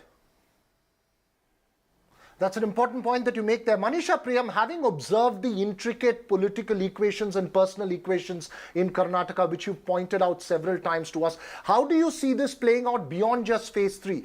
Do you see this impacting the BJP-JDS alliance itself? Because largely even within the JDS, H.D. Kumaraswamy and H.D. Devagowda seem to want to insulate themselves from this controversy. How do you see this playing out post-phase 3? No, I think the whole episode has been very shameful, extremely shameful, and I do slightly, disagree from my very erudite and learned and most respected colleague, Professor Shastri here. It's not just a question of how effectively the Congress will take it in terms of campaigning. I mean, this is an issue that we are not able to discuss openly. Ask us as women. How heartbroken I am, to even see this. This morning we read the news in the Indian Express where women whose faces can be seen, they are now being hounded out by their families. And considering the fact that the story as we gather it involves many, many women, imagine the kind of impact this will have on the social fabric. So this is something that, will go beyond the electoral optics and dynamics. As it should, it's an event that shudders any society, let alone the JDS, which has had its citadel of power in the old Mysore region, in a particular community, and the issue of status and prestige and what we call izzat in North India is very intrinsic to the idea of a community. And I shudder to believe what kind of long-term damage will this leave. Now, Devgowda and Sri Kumaraswamy now kind of separating themselves out is not enough. I mean, Prajwal was the blue-eyed boy at this age for Devgowda, once a former Prime Minister of this country, and having run his politics very successfully despite not having a very large mandate, and by and large being known for his very good governance, etc. Right. At this stage of his life to face this, I'm sure now there are no further cards left up there. Now Kumaraswamy coming up and saying, oh, they are separate and we are separate, is not going to be enough. It's the moral fabric of a society that's shaken up very badly. Now, even if the Congress doesn't campaign very well on this, I would be very happy, because this has to be taken up as a society, as a community. And what kind of bounds can, everybody is willing to discuss the women vote and the silent voter. What do you want us to do? Just suffer all this silently and then tell, the electorate or the electoral analysis as to, despite all this, how will women come out and vote? How do we, the polling for that seat has happened already. Women would, want to come out and protest against this, not just punish those guilty who the law will take their own course. This goes beyond electoral analysis. Very shameful, very shameful. An entire legacy of the socialist movement and third front politics, and one taint coming of this nature. I mean, it's just heartbreaking and earth-shattering. I can give you some political analysis of what may happen. It will be very difficult to tie up with the JDS beyond this, let me tell you this. And for the BJP, this issue and Brijbhushan Saran Singh issue in Uttar Pradesh, tie up to make a north-south story. I'm very sad at this, but what can I do? I mean, I hope none of the parties campaign on this issue, but let the law of this country take its, course on these matters. What's free and fair election for women, can somebody tell me? Absolutely, Manisha. Absolutely, Manisha. I think that's a very, very important point that you make there. And as we've been making, one is the political fallout. Obviously, the investigations are an extremely important aspect in a case of this nature. We'll keep a close track of that. Thank you, both Sandeep Shastri as well as Manisha Priyam, for joining us and giving those thoughts on that issue. And as we head into phase 3, remember, that's Karnataka. We'll get you all the latest from voting day on phase 3 across the 93 constituencies and 12 states. But for the moment, our focus on Andhra Pradesh and the state's 175 assembly and 25 Lok Sabha seats, which go to polls in phase 4. That's on May 13th. NDTV's Uma Sudhir joins us live now from Vijayawada Lok Sabha constituency. Fertile Krishna River basin there, Uma, and often the heartbread of the aggressive coastal Andhra politics. It's a battle of brothers there for the Vijayawada Lok Sabha seat. Absolutely. Vijayawada is really the nerve center, political nerve center of Andhra Pradesh. And yes, I'm coming to you from Vijayawada and by the banks of the river Krishna. And I'm going to show you what is really the newest landmark of Vijayawada. This is the world's largest Ambedkar statue, which is standing at a height of 125 feet, just the statue.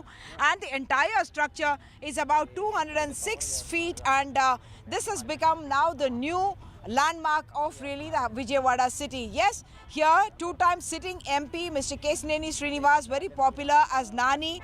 He was in fact with the Telugu Desam for the last 2 terms from 2014, 2019 as well.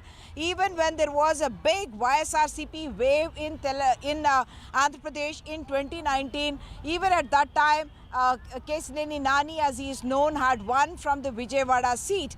And just before these nominations began, he in fact shifted to the YSRCP, and he says that's because he did not agree with Mr. Lokesh becoming the successor for Mr. Chandrababu Naidu, and he shifted to the YSRCP and became the YSRCP candidate from Vijayawada. And what did Mr. Chandrababu Naidu do?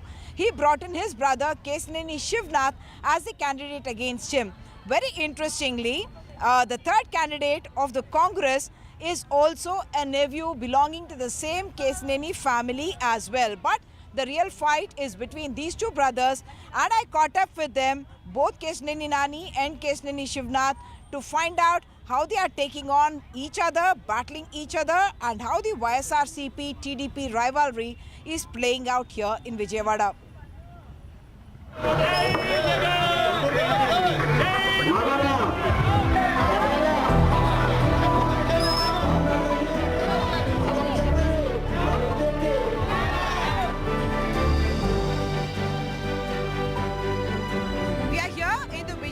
Lok Sabha constituency of Andhra Pradesh, and the interesting contest here is that it's all members of the same family who are the candidates of the YSRCP, the TDP as well as the Congress. The main battle is between two brothers, Kesneni Srinivas and Kesneni Shivnath. And interestingly, Kesneni Srinivas, who is in fact the YSRCP candidate, has been the sitting MP of the Telugu Desam for the last 2 times. You decided to shift your party and come to the YSRCP. Why did you do that? See, actually until the last, I was supporting Mr. Naidu in his very difficult times and troubling times. But he sent a 3-man committee saying that he is not giving him a ticket. And he asked me not to participate in the party activities. I think this happened 3 months back, 4 months back, on January 3rd or 4th. So then I resigned for the party and I thought of contesting as an independent. But Mr. Janmohan Reddy has invited me to work along with him, which I also have felt, but because from last 5 years, even during the Corona time of 2 years, he was working for the poor and needy and for the education and the health of the people who are in need. Why did the falling apart happen? Because even when Mr. Naidu was arrested, you were prominently there with him. Individuals also, you were standing along with him. Was it on the question of you not participating in the Yuvagalam of Mr. Lokesh when it came to Vijayawada? There are multiple reasons, not just that Yuvagalam thing. That is the main thing actually. Might be Mr. Lokesh didn't like my continuation in the party because might be my personality is dominating his personality or somewhat for that reason. If you take my case, people like me, respect me, love me just because of my work and my presence in the constituency and also in the parliament. And also they know that every minute in the last 10 years I have used my time, energy, everything in development of this constituency and welfare of the people and to keep them safe. So they understand. I feel there is no anti-incumbency on me. Definitely people will vote for me on May 13th and you can see the result also. Mr. Naidu gave the TDP ticket to your brother. But you, how is that first of all, having your brother as your opponent? See, I have recently, I have done one Meet the Press program. So I have presented 1000-page documents as a proof to tell that he is a big cheater. He has done a lot of land grabbing and he has cheated many poor people by pre-launch offers where even Telangana fined him.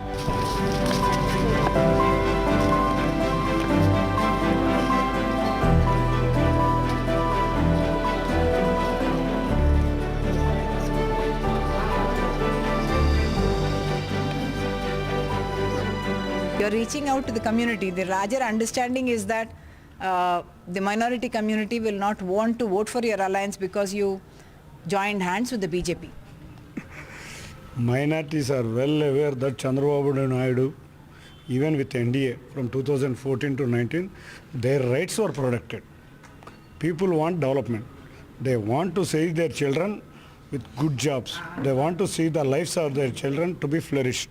So minority community, irrespective of party, they are voting for Chandrababu Naidu Garu and they want to look after the good thing about their children. The understanding is also that the rural vote, the vote of the SC, ST, OBC minorities will go to Jagannath Reddy and the YSRCP because he has a huge welfare agenda?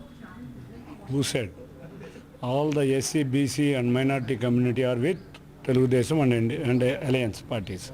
Actually, people here are struggling for the development. People are looking after the welfare of their children. Not even a single job was allotted to the children. From 2019 to 24, lot of unemployment was unrest in the state. And also people well are aware that if Chandrababu Naidu can come to the power, then only the problems will be solved. Actually, you can see a lot of minority work was, minority mosques and a lot of work in Vijayawada for Muslim community was done only by Telugu Desam government during the period of 2014 and 19. Traditionally, the Kammas and the Kapus in this region, for instance, have been against each other. This is only media hype. From past 20 years, nobody knows, not even a single incident was done between a Kamma or Kapu or minority. We in Vijayawada live peacefully from past 20 years. Previous incidents, each and every time, for media's sake, they are getting these problems and they are showing to the people that we have a difference. We don't have any difference over here. Our majority of Kamma, Kapu, minority, every people are with TDP and with the alliance parties. So you're taking on your own brother in this constituency.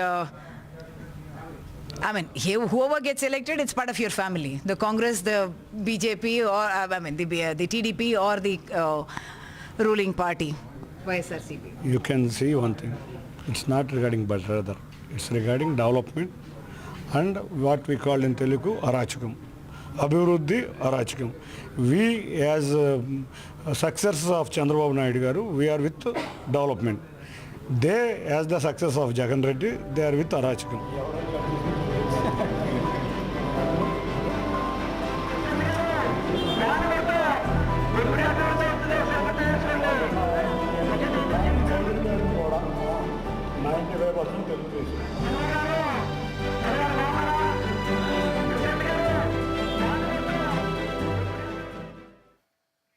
Uma Sudhir will get us all the latest from the battle for Andhra Pradesh and the battle for Telangana. But now for the moment to the Tamil Nadu-Kerala dispute over the Mullai Periyar Dam. The Tamil Nadu government moved the apex court against what it called willful obstruction of maintenance work in the 126-year-old dam. In its petition, the Tamil Nadu government stated that despite Kerala raising concerns over safety of the dam, it is obstructing work essential to maintenance. Kerala had repeatedly raised concerns over the safety of the old dam and has argued for the construction of a new one. However, Tamil Nadu has categorically refused such a request and has argued that that dam is safe and has rejected any proposal for a new one. The dam, which is located in Kerala's Idukki district, is managed by Tamil Nadu state as per a lease agreement of the 1880s. Pardon me. Joining me now are two journalists who have tracked the issue closely from the two states, noted author and journalist T. Ramakrishnan, who's written a book on the Kaveri river water dispute of the Hindu newspaper, who joins us from Chennai, and Anil S. of the Indian Express, who joins us from Kerala. Ramakrishnan, first to you. In terms of the maintenance and the safety concerns raised by Kerala, what's the subtext to it, briefly? Actually, as far as Tamil Nadu is concerned, that is, they want to strengthen the baby dam. There are some maintenance works to be carried out.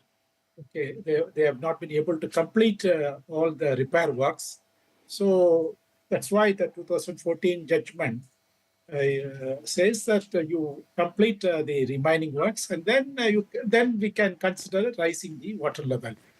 So the issue has got stuck in that position. I think there are some trees to facilitate the execution of work.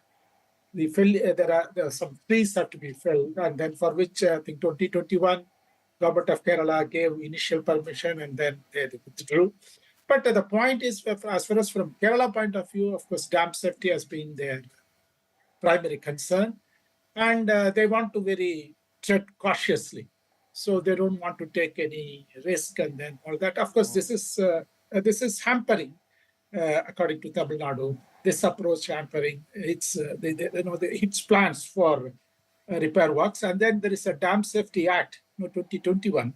So according to which you have to complete a comprehensive dam safety evaluation within 5 years. That is December 30th, 2026, you have to complete it. So the time is running out. So Tamil Nadu wants Kerala's permission to conduct all the repair works so that it is able to fulfill the legal requirement. Anil, quickly give us a sense from Kerala's point of view. Is there a particular section or a group which is driving the safety concerns of the Mullai Periyar Dam? I wouldn't say there is a particular section. General public, generally they are concerned. By the way, I'm from the New Indian Express, not from the Indian Express. And when it comes to Mullai Periyar, there are safety concerns, like my co-panelists already said.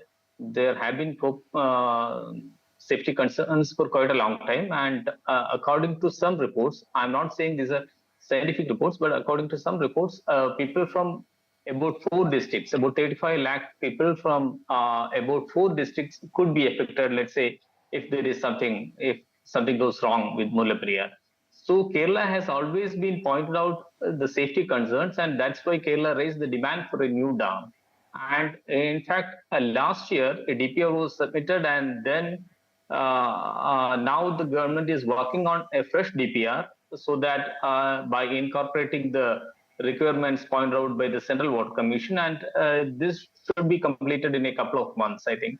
And a new dam somewhere about 350 meters downstream of the existing structure, that's only lasting solution. That's what the Kerala government and general public think. Right. Thanks very much there, Anil, from the New Indian Express. Apologies for getting that wrong.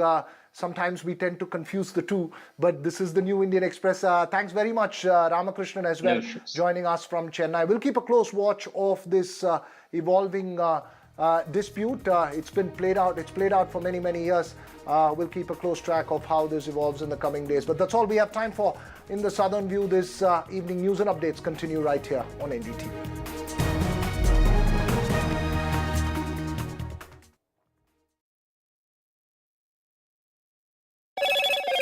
Hello, Moto. Motorola, India's best 5G smartphone brand.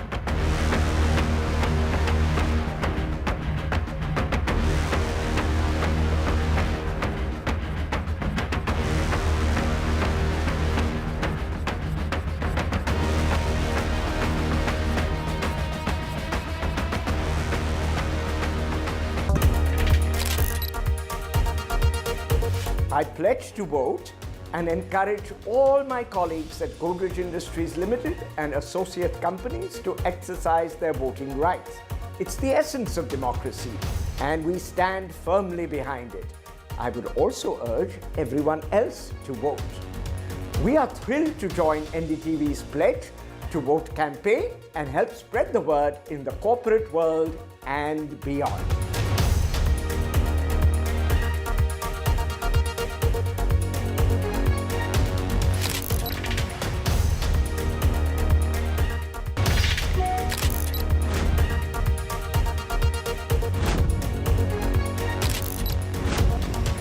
It's the essence of democracy, and we stand firmly behind it. We are thrilled to join NDTV's pledge. It's the world's biggest festival of the power of a vote and the power of a citizen. It is a day we must answer our call to duty as citizens of India.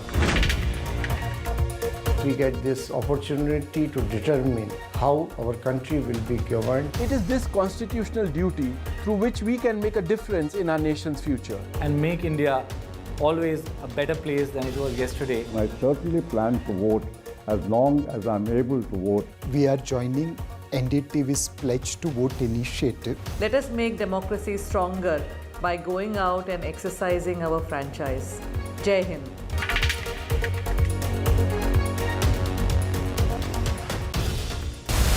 Data drives our understanding of any election. What does a dip in voting percentage mean? What are the big factors to watch out for this poll season? Join me, Amitav Tiwari, in a data deep dive only on NDTV, where we decode and simplify the data for you.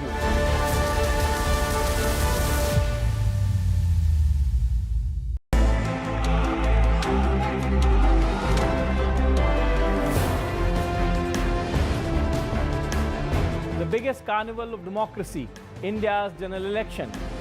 Prime Minister Modi makes a formidable bid for a hat-trick.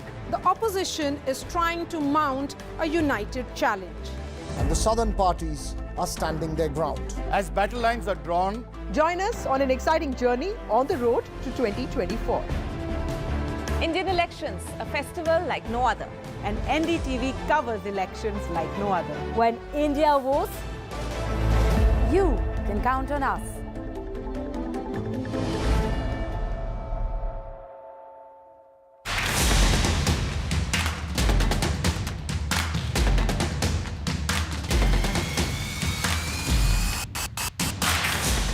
All set for phase 3.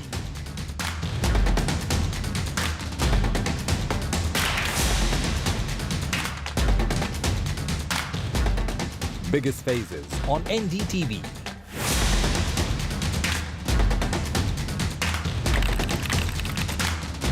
Election means NDTV.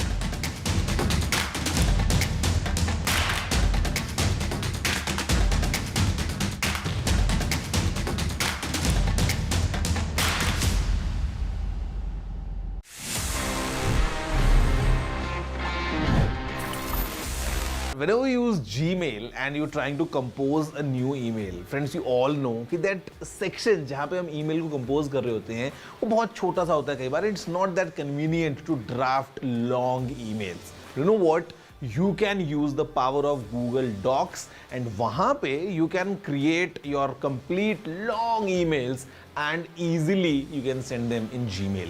So basically, if you are in Google Docs, just type @email and वहाँ पे you will see this entire thing coming up जहाँ पे आप properly अपना email draft कर सकते हैं. You can add in the recipients, you can add in the subject line. आप email की body में जैसा चाहें वैसा पूरी एक proper formatting के साथ में अपना email draft कर सकते हैं. And वहीं से you can just hit a button to preview this email in Gmail and then just hit a button to send it.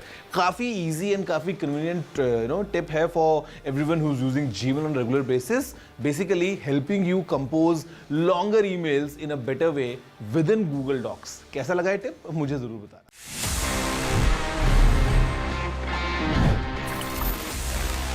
Stay informed and entertained with the new and updated NDTV News app. You can watch all our channels live, listen to podcasts, read breaking and exclusive news from around the world and more.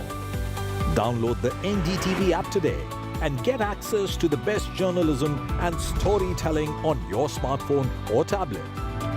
The NDTV app. News.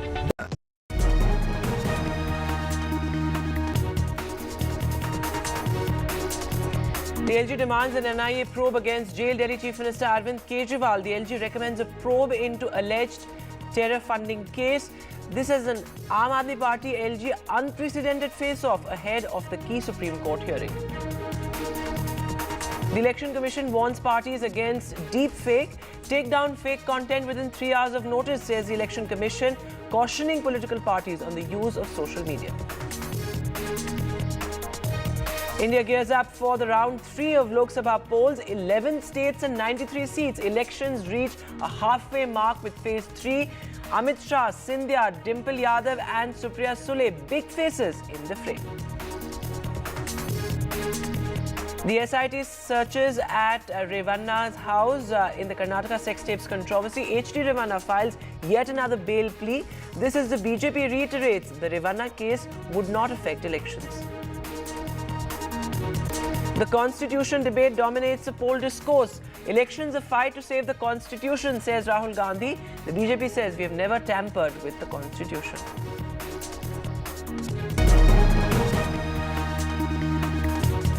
Hello and welcome. You're watching Newsbreak. I'm Vedanta Agarwal. Our lead story, the Election Commission's directive to political parties to remove deepfake content within 3 hours of notice. An important warning, an important word of caution there by the Election Commission. This is, we've seen in the past couple of months, deep fake videos, misinformation has really been rampant as far as the election discourse is concerned. Aishwarya Jain is now joining us live. So Aishwarya, of course, the deep fake menace certainly an important one to tackle for the Election Commission. We recently saw Amit Shah's fake video doing the rounds, several other fake videos being tweeted by credible handles as well, which is why this notice becomes so important.